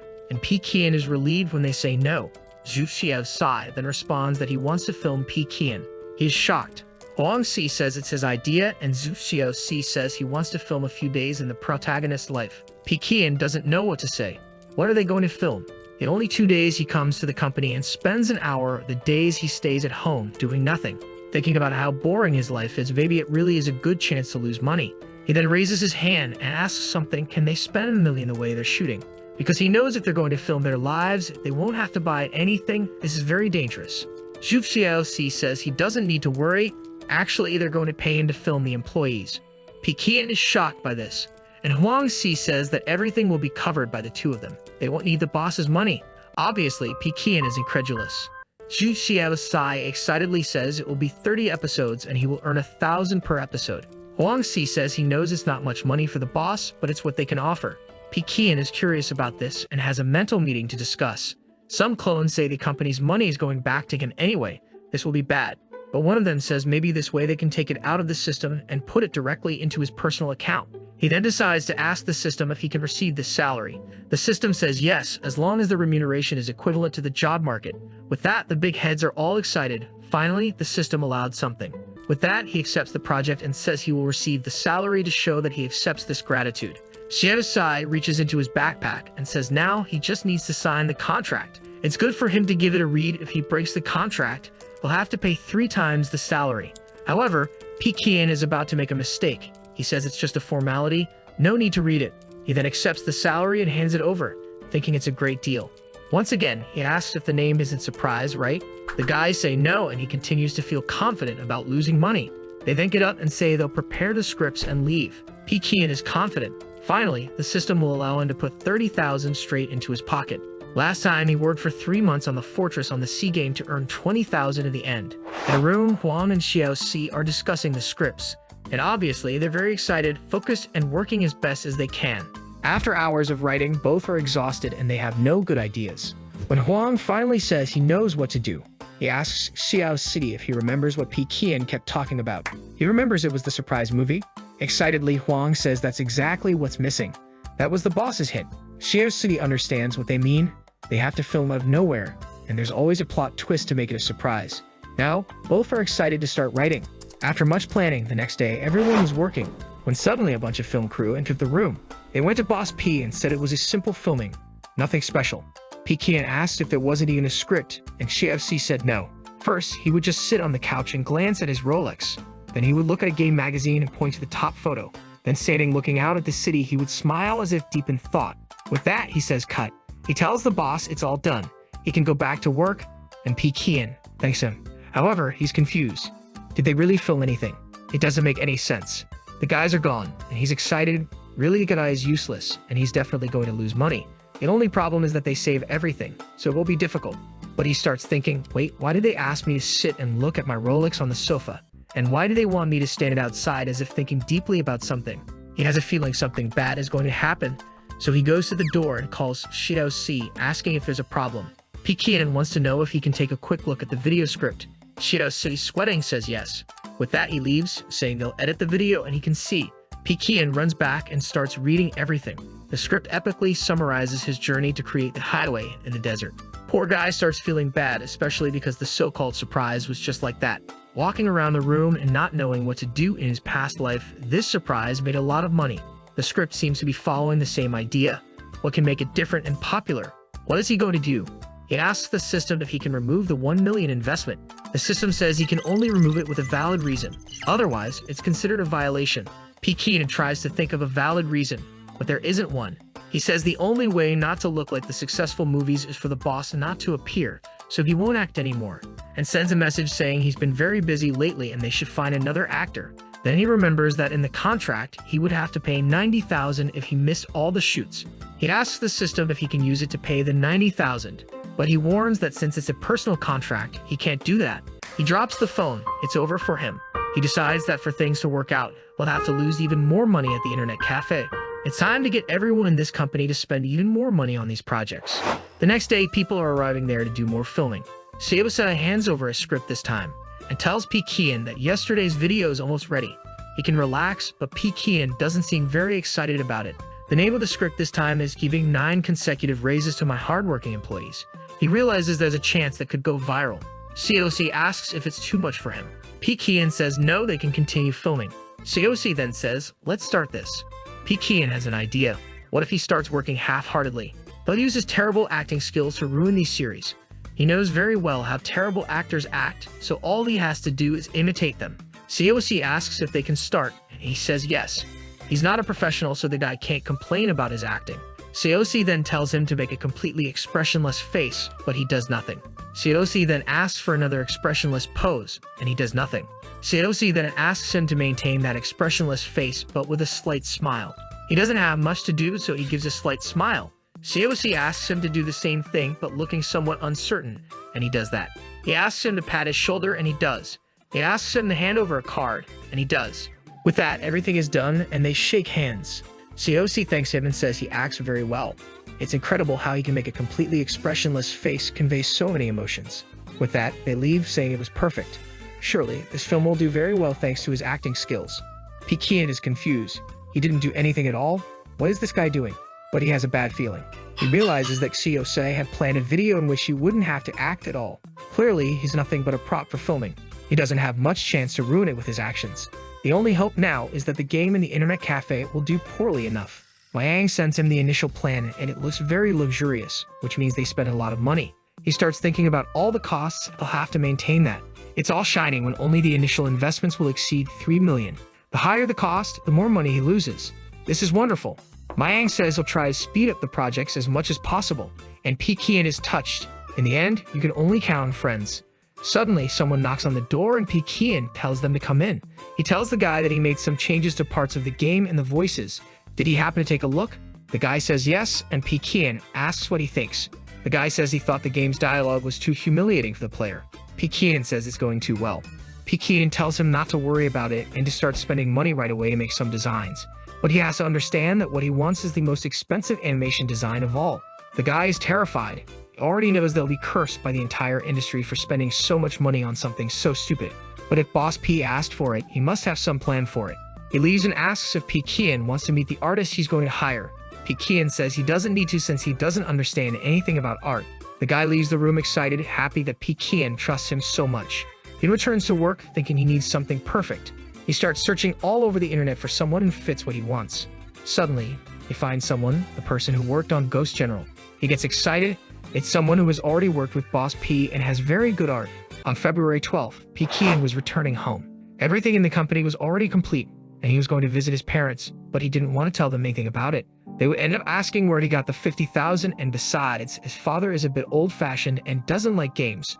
So he enters the house, and his mother calls for him. His father from the sofa says the boy's back. Shining, he greets them both. He sees that the TV is too small and tells his father they should buy another one. His father says there's no need, he doesn't even watch TV properly. The washing machine is making a loud noise, and he asks why they haven't replaced it. His father says the motor is too expensive, and besides, there's no problem because it still washes clothes.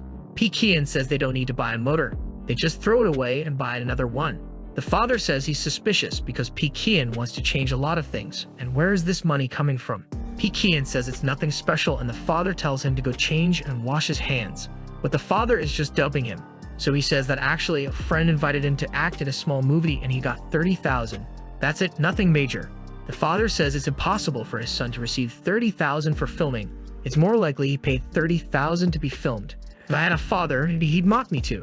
P. Kian complains to his father for not believing him, who says he'd only believe it if he saw the video. P. Kian says the video hasn't been properly produced yet. The mother tells them to stop chatting and eat already, so everyone eats. A little later, on the sofa, the mother asks where this movie will be shown. He says he has no idea, and the mother tells him to ask the director. Sios informs him that it was released and it's in the comedy genre with the name The Daily Life of Boss P. He rushes in, saying it's already out, and decides to show it to his parents, because this way he can pretend to act like a boss and not actually be a boss. He grabs the laptop and plays it for them to watch, but he's shocked to see it already has 200,000 views. The father finds the title The Daily Life of Boss P strange. P. Kian says he's acting as if he were the boss of a company. They then watch the video, which starts with the line, "I look at my Rolex not to see the time." But it ends quickly, and the parents ask, "Already over." It was kind of short. P. Kian tells them to keep watching while he goes to his room. The mother says her son acts very well as a boss. It seems like he has his own business. And the father says it doesn't make sense. What kind of boss has no expression at all? P. Kian closes the door, goes to the computer, and clearly looks quite sad. This disaster is getting popular. Everyone says he's an incredible actor. Seeing him being so lazy really reminds them of their own bosses. P. Kian doesn't know what to do, but he can rest assured. After all, there's no way to make money from this unless someone wants sponsorship. On the 22nd, he's back at the company, and unfortunately, it's already reached 500,000 views. As he was entering, he saw CEOs talking to the employees about the success of the video.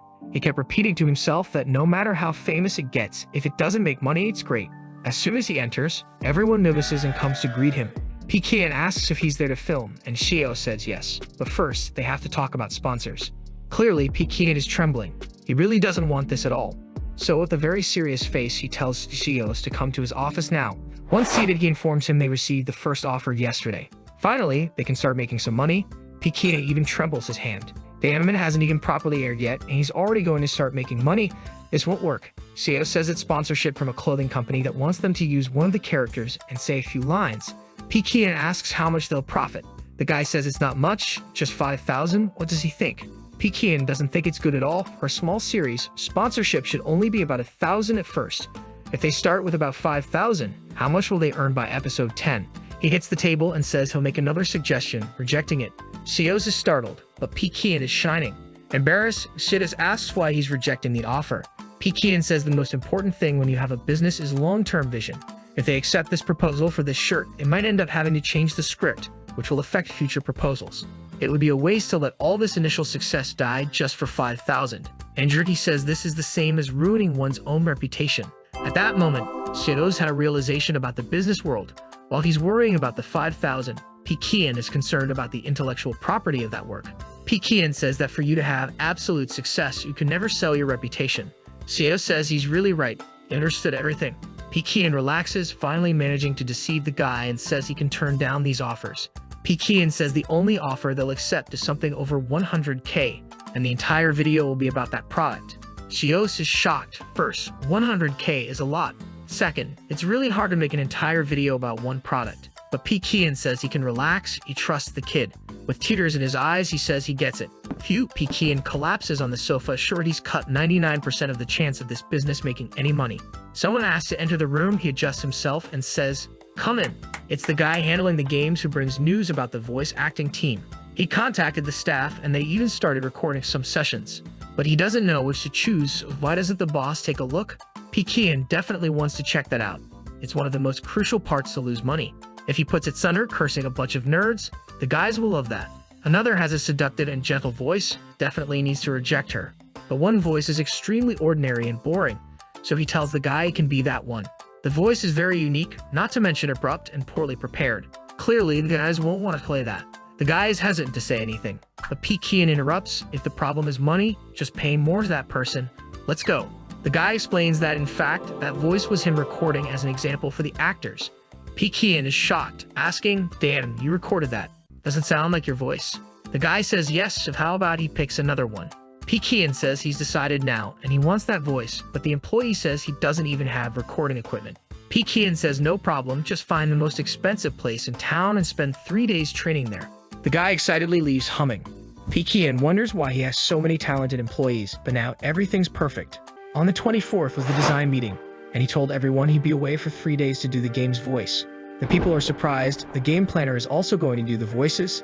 He awkwardly says yes, not asking why, but he hopes everyone does a good job, and if they have any doubts, just talk to him. In the room, Lin Wan stands out. He wonders why she's paying so much attention to this script. She suddenly says she finally understands Chef P's intention. He asks if she's talking about the intention of having him as the voice. She says exactly, and it's an intention that's difficult to perceive. Indirectly and ironically, the emotionless voice contrasts with Chef P's daily life. Just take a look at the dialogues created by Chef himself. The narration makes you always pick the decisions that are the easiest for profit. But in this path of easy decisions, in the end, you lose everything. And the game makes fun of you for being a boss who only makes simplistic decisions without thinking long-term. You ultimately fail not because of the narration, but because you can't discern right from wrong. Now he's excited, saying he finally understands why the boss wanted his voice. But one of the employees raises their hand and says it's strange because even if you don't follow the voice, you can still fail. Lin Wan says that's the final touch of the game. Just knowing something's wrong won't make it right. If you follow the route where you always make nice decisions, in the end you have a mediocre game. The game demonstrates the balance between gaining reputation and focusing on profits. And all the people are finished. They were the team to make the game, but in the end, Boss P is taking care of everything. Lin Wan then says that's why he has to be the voice of this game. He not only knows the boss, but understands the game very well. He claps his hands and how excited too. Now it's clear why the boss wanted to change so much in the script, and then says he would never disappoint his expectations. On March 3rd, he's back at the company. Pekian is rolling because he's sure he's lost a lot now. As he was about to enter the room, someone called out Baeksu's name. He turned around, startled. The damn guy was back from his 1-month break. He was gleaming, saying the vacation was wonderful. The guy asked if he wanted to take a look at the project, and Baeksu replied no, he trusts Boss P. The boss who thought the situation was perfect. The game is almost being developed, and Baeksu won't change anything. It's just if everything goes wrong, then finally the plan will be successful. As soon as Baeksu arrived, he grabbed a potato chip, grabbed a Coke, and went to the PC. It's been a month since he played anything, and finally he's back in paradise. However, while he plays, he says the game has a strange sensitivity. He decides to improve the game to optimize things since he's kind of idle. Since he has so much energy, he decides to also improve General Phantasma. He already closes the animated book. After resting so much, at most in 3 or 4 days, he'll finish this. 3 days later, the people playing General Phantasma are getting a bit tired of the game. Other games of the same genre have updates all the time, but theirs hasn't had anything yet. One player even left an angry comment saying he can't stand playing this anymore. This company is so relaxed. Are they afraid of making money? But suddenly they see one of the comments. One of the players said that all the bugs they were complaining about have finally been fixed. And the guy is in disbelief. And strangely, it's one of the few companies that actually did everything the players wanted. On the bus, everyone's excited. They thought Tangda had given up on General Phantasma. That same guy is begging them for God's sake to put something for him to buy. He wants to spend money on the game. On March 7th, Pekian was furious in the room. He wanted to know why a bunch of people were asking to release new items to buy in General Phantasma. Gleaming Lin Wan said there are really a lot of people wanting to spend money on the game. Pekian's blood pressure is rising. He asks if she's sure they want to spend that much. She says she guarantees it. The discussion is even stirring up the forums. Afterward, Pekian asks why they want to spend so much money. The game was fine until recently. She explains that the players really like it and are afraid the game will shut down, so they want to provide financial support. Now the poor guy is devastated. His heart even stopped, who likes the game so much. Lin Wan asks if he's okay, what happened? He says to just reply that they're in the middle of planning, that's all. And they'll launch, I don't know, in May or June. He's got no choice. We'll have to do something. Lin Wan is startled. She didn't know they were already in the middle of the process because no one told her. He says not to jump the gun. They're still in the middle of planning. She apologizes and leaves. Pekian slumps in his chair, and unfortunately, the 3 games he wants to fail are turning into absolute successes. Why is it that since this system appeared, evil things keep happening to him? And the system has a rule that he can't let anyone find out that the game has to go bankrupt. If he takes 2 stupid actions, it may raise suspicions. He gets up thinking that as soon as they finish the game they're creating now, they'll update General Phantasmo with something really stupid. But it's time to rush to the internet cafe to make sure nothing good happens there. He arrives at the entrance, which has a logo that's a Y with a fish. He's impressed. There's not a single Chinese letter or even English. It's definitely Mayang's doing. Entering, he thinks that doesn't explain absolutely anything about what's inside or what makes no one enter. Walking around, he notices everything looks really nice. The computers are already being set up, and there's even a clerk working. Mayang asks what he thinks. Is he satisfied? Is the bar good or the chairs good? What kind of books should they put in right now? They can put in some manga, some manhwa. What does the boss think? Pekian says no, he wants something much more innovative. He wants things that people will read and ultimately won't learn anything. Mayang asks for some examples of such books, and he says to put in books about the little history of Ukrainian tractors, a study book on small tractors. How I made a tractor for my homeland. Confused, Mayang asks why everything is about tractors. Pekian says he doesn't understand anything about elegance.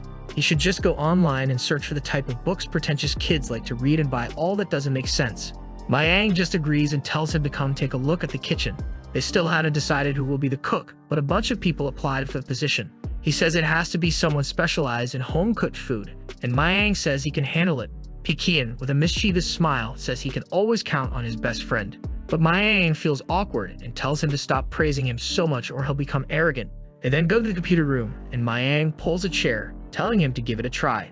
As Pekian sits down, he realizes it's very comfortable, as expected from a chair that costs a fortune. He tells Mayang that when people sit at the PC, they should be handed a cloth to clean their hands, just like in a fancy restaurant. Mayang says it's a bit too extravagant just for using a computer, but Pekian says it's a high-class place. That means the people who will frequent there are used to this kind of treatment. Also, this place will be smoke-free, so it's good to install a ventilation system. Mayang agrees, and suddenly Zhang comes and offers him a drink to try. He tastes it, puts it on the table, and wants to know what alcohol was used and how much it costs. Zhang says it's called Jungle Dawn juice and costs 50 yuan for just 1 glass. They're using grappa in the mix, which is a very expensive kind of liquor. Pekian wants to know what the cheapest item is, and Zhang says it costs 25 yuan but can be reduced. Pekian says to do the opposite and increase the price. Only rich people will come to this place. If you keep charging little, they'll think you're humiliating them. Zhang is startled by this kind of logic. But of course, Pekian is afraid of making good and cheap drinks in this place, starting to get busy. With the prices he wants, 2 hours here will cost the same as the whole day elsewhere. Clearly, it's a ripoff. So he says it's perfect for everyone and says he's leaving because he has other things to take care of. Mayang says they'll open the day after tomorrow, and they're thinking of charging half price as an opening event. Pekian says a high-class place doesn't get discounts, it's just for opening without any events. Mayang says okay, they won't organize anything then. With that, Pekian smiles. When things are up and running, he'll come back here to see this place as empty as it is now. On March 9th is the grand opening. Lots of people walk by, but no one enters. While cleaning the glasses, Zhang is even a bit discouraged. All the employees can do is sweep the clean floor and talk to each other, while Pekian drinks his coffee, obviously with a big grin on his face. Mayang says they should at least hand out flyers inviting people, but Pekian says they have to let people find it by chance and be surprised. Mayang is surprised. How are people going to find a place like this by chance? Suddenly, someone opens the store and walks in, taking a look around. Mayang comes all excited, offering a drink or coffee. Awkwardly, the guy asks how much it costs to browse for an hour. Gleaming, Mayang says it only costs 10 yuan per hour. The guy gets furious. It's too expensive. Do they think their computer is made of gold or something? Mayang honestly says no. There's nothing made of gold, and even he himself thinks it's a bit expensive. Awkwardly, the guy asks if there's any promotion or membership club. Mayang says yes, if he becomes a member, he'll receive a 10% discount on any drink. The guy looks at the prices, says his family is very poor, apologizes, and runs out of the place. Mayang is shocked, but that was obvious. Pekian even chuckles, all happy, thinking his friend really is a genius.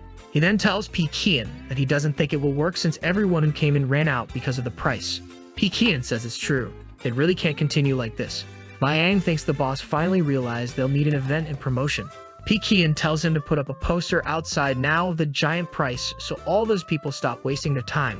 Mayang is startled. Why is that? Pekian says it's the best idea since they won't even have time to complain about the price. Poor Mayang didn't realize that was the solution. Pekian gets up and tells him not to worry. It's just the first day. He has to keep in mind that Tangda's a long-term company, and these things will gradually improve. Mayang nods in agreement and Pekian leaves, telling him to give his best. He opens the door thinking that this place is really wonderful. At night, Zhang and Mayang were calculating part of the costs. They were writing down all the expenses of the place and found out that considering everything, they will lose 300,000 yuan per month. Finished, he tells Mayang that he needs to talk to Boss Pei. They can't continue like this. Mayang says the boss said they can discuss changes in a week. Zhang says it will already be the 21st, but Mayang says it's better to wait a week. He falls on the sofa, agreeing, while wondering for how many months he will be able to receive 10,000 yuan. Huang Sibyl went to visit Shang Yang Game, the company he used to work for. He calls someone saying he has arrived and says he will wait for that person in the usual place. Suddenly, a hand opens the door. He greets someone named Ma Dubio, who asks why he looks so tanned. Huang says it's because he's been working a lot outside the office, and Dubio asks what kind of work. Huang says he's now working on a movie and filming Chef P's daily life. Did he watch it by any chance? Dubio is surprised and wants to know everything he's doing. He's writing, directing, filming. Huang says it's nothing special. He just helps here and there. It's complicated to explain what he does. Dubio sheds tears of envy, congratulating him for really being able to work with what he wanted. Huang asks how his old company is doing. Dubio says it's the same as always, a company that sucks the life out of everyone. His boss is going crazy selling items for 888. It seems he's drawing inspiration from some kind of sea fortress. But obviously, when they launched that, they were cursed. And hearing this, Huang feels a little awkward and explains that this game can really only sell such expensive weapons because it's the only thing that sells. Dubio says it's crazy that this game really sells that 888 stuff. Huang explains that this was an item created just to give people who like to spend money something to buy. Dubio asks how he knows so much about the industry now that he's into movies. Fully convinced, Huang says he was actually the chief planner of that game. Dubio almost spilled his coffee disbelievingly. Huang says he can't believe it himself, so he can't explain properly. Sometime later, he already explained everything and assures that it's real. Suddenly, Dubio grabs his hand and begs him to please get a letter of recommendation, crying like a baby with tears even coming out of his nose. On the afternoon of March 16th, Pekian was looking at Ma Dubio's resume. He was all excited, saying the boss could call in whenever he wanted. Looking at the resume, Pekian says he doesn't see anything amazing. Also, it seems to be just a friend who's exhausted from the same work Huang came from. Since now there's no one in Huang's position, maybe putting in another amateur could be the perfect move. Dubio then hands him some stories and novels he's been writing. All happy, Pekian accepts, and is startled because the guy writes extremely well, and it would be dangerous to hire him. So he decides to try to find excuses to reject the guy and asks where he worked before joining this company. He says all he did was write web novels, and he thought he had a chance, but only 30 people bought them. Pekian shamelessly says maybe it wasn't his best work. Why doesn't he try another? Dubio explains that he has already written 3 stories. Actually, they seem good until they are published, and no one buys them. Huang says he must be developing the stories in some scary way for everyone to suddenly turn against him. Suddenly, Pekian gets excited, saying he's hired. The company is buzzing, and the staff has just received the game designs. Obviously, they came from Guan Jian, the guy who designed the General Phantasm.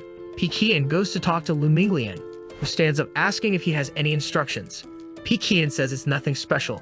It's just that their company hired a new guy to write the story. Lu Liang says he understands and will have him redo all the synopses of the 3 games. Pekian says no, that's not the case, and he hesitates. The boss explains that it's actually someone not very familiar with games, so let him do whatever he wants in this first month. Lu Liang is startled. He's going to let the guy just look without doing anything for a month? Pekian says yes, especially things related to game design. Mingliang says it's okay, he'll get some materials for the guy to learn a lot.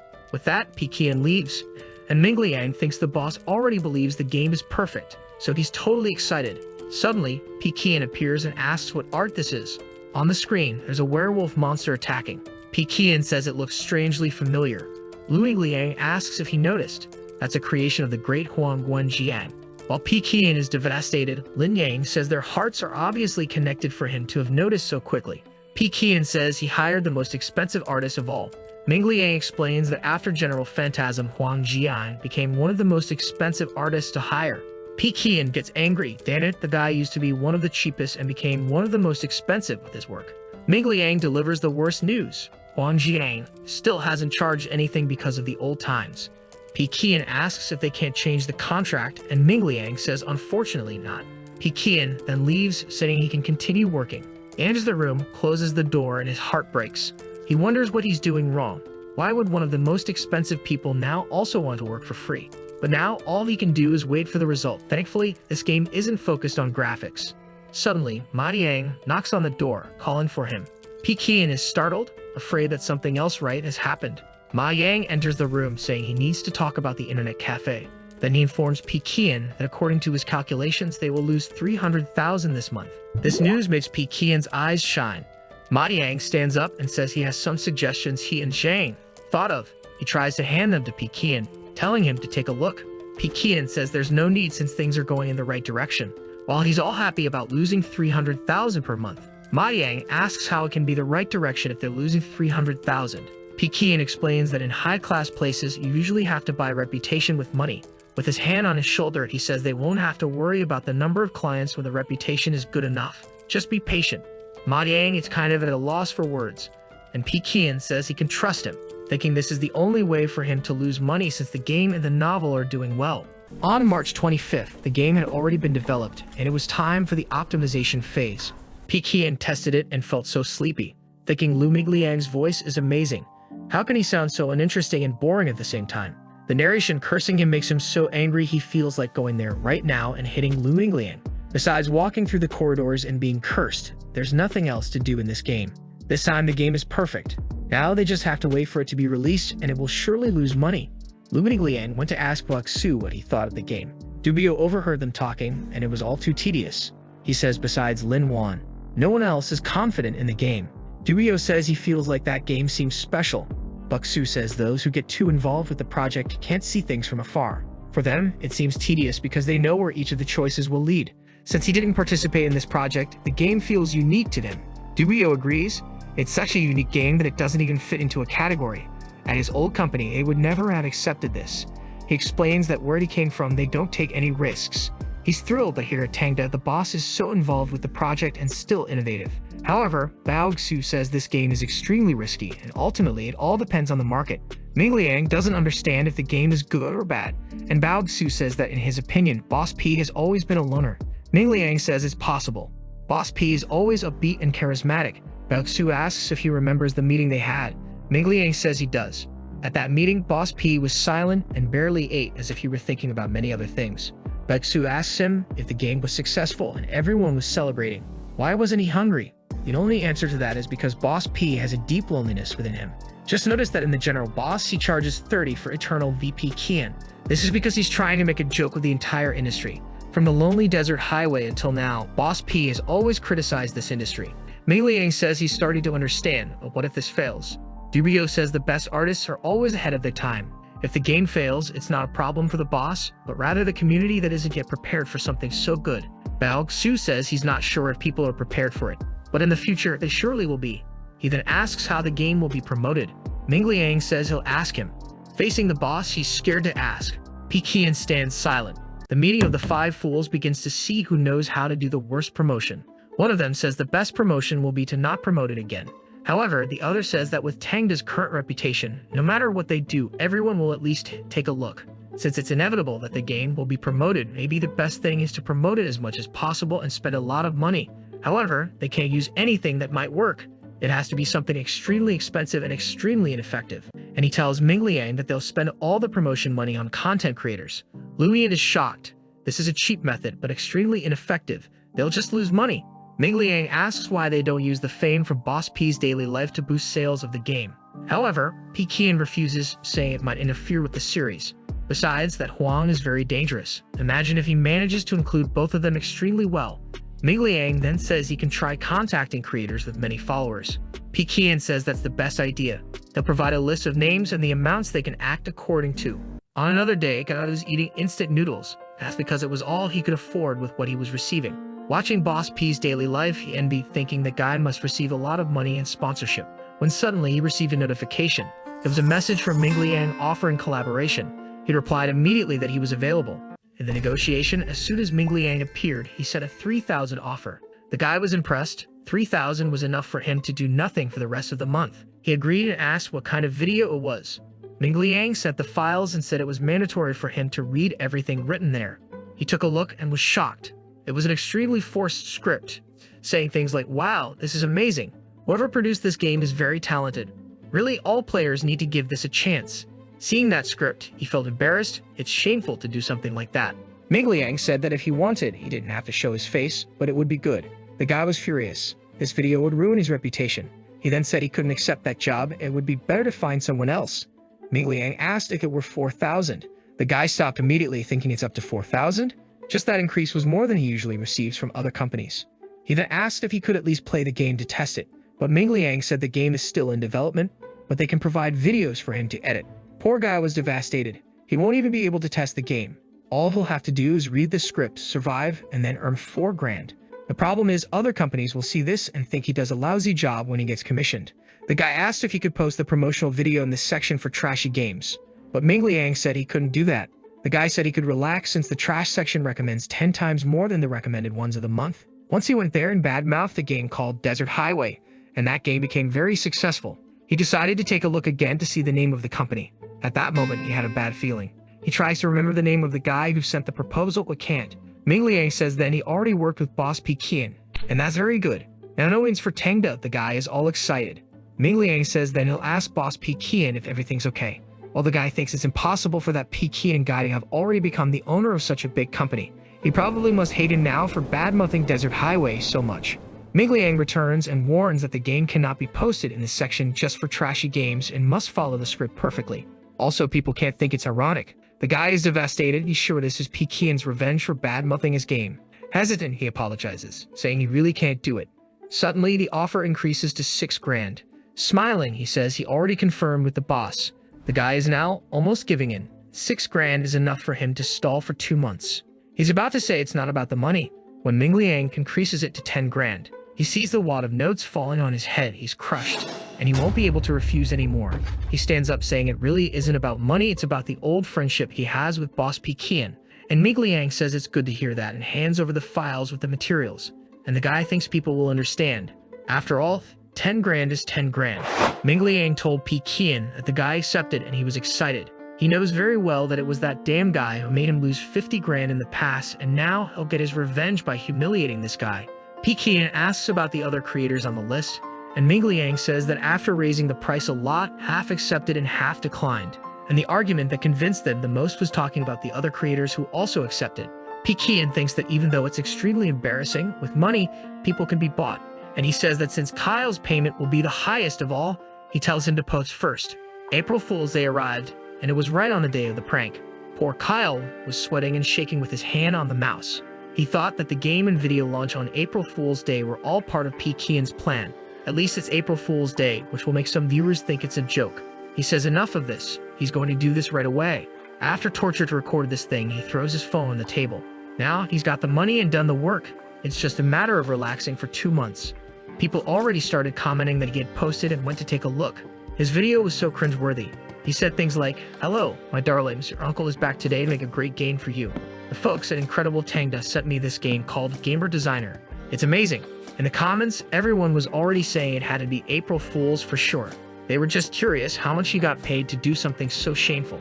Anyone who saw that was in a dilemma. Clearly, the video was supposed to make you not want to play the thing, yet it was created by Tangda or what made them want to play. Some said they didn't even need to test that to be sure it was rubbish. But they started to find it strange. Several creators they followed posted the video. And besides, everyone followed the same script and made the same jokes. They started to wonder what the heck that was. In the company, Qian was excited. The goal had been achieved. He tried to make it as clear as possible that this was poorly made advertising so that no one would like it, and really no one did. Really controlling the comments people made was the best possible choice. The game is priced at 28 yuan, which is the minimum the system allowed to set. According to calculations, this game cost a total of 3 million. They would need to sell at least 300,000 copies just to make any profit. Even if there are some masochists who enjoy suffering, there aren't 300,000 of them. That night, Kyle was in his room looking at his phone. He was checking out the new games.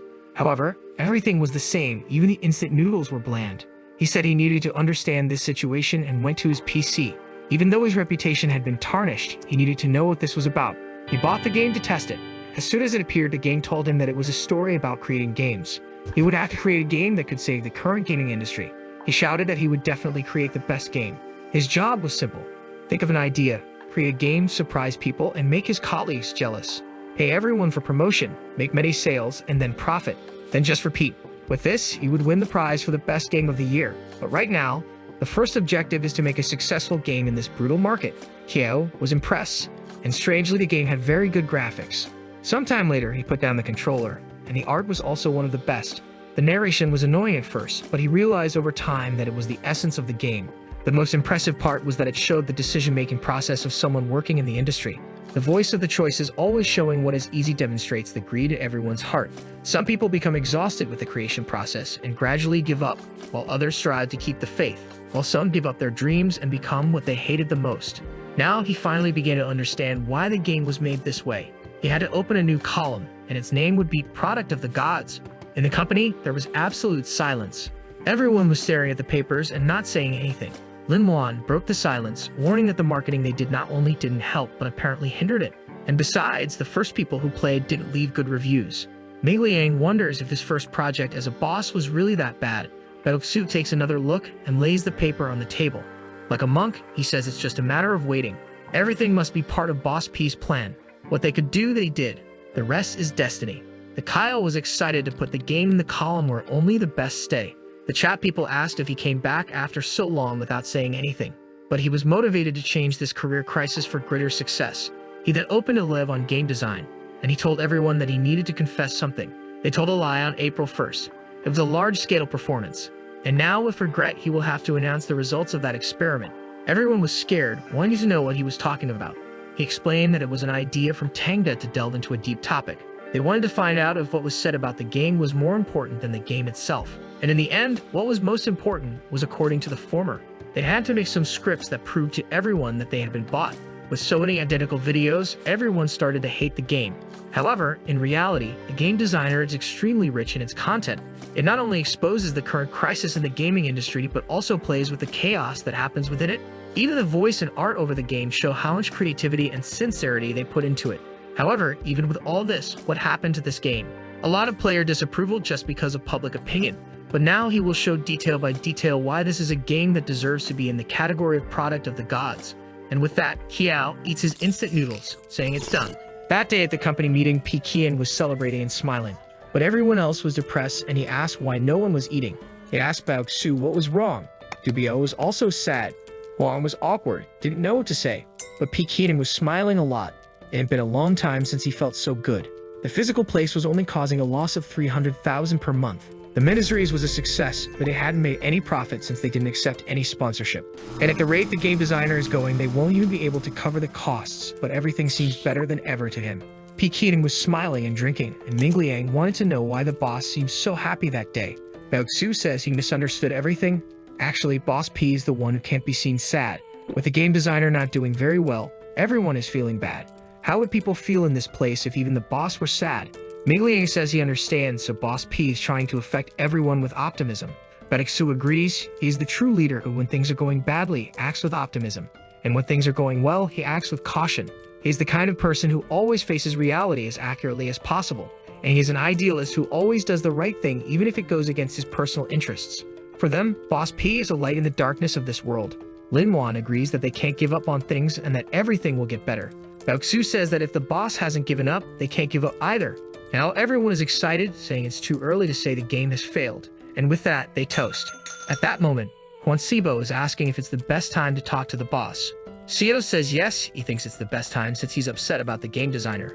With this news, they will give the boss a little confidence. Huan Sibo says he's not sure if such a simple sight will help boost the boss's morale, but it doesn't hurt to try, right? So they decide to talk to P. who goes and toasts with them. Then Huan says he has great news. Pekin is already startled. Here comes this damn guy trying to ruin his joy, and then says he can tell him the news. Seattle says there's a site that's emerging that wants to pay a certain amount for Boss P's daily life to be shown only on their site. Huan says it's a new site, but they have great benefits for creators. Boss P is afraid it's YouTube and he'll start making a lot of money. So he asks Huan what the name of the site is. Huan says the name of the site is Ali Island. Pekin is confused. He's never heard of this site. In that case, he pats him on the shoulder and says it's great work.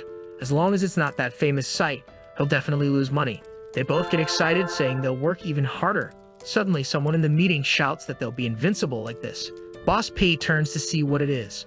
The kid says one of the official platforms left a lot of praise on their game and even put it on the homepage. Pekin is shocked. What's this talk about a platform and homepage? Ming Liang rushes with his phone saying a lot of people have already liked this video, kids. Want part 3 or money loser? Activate the cheeky little bell, and I'm out.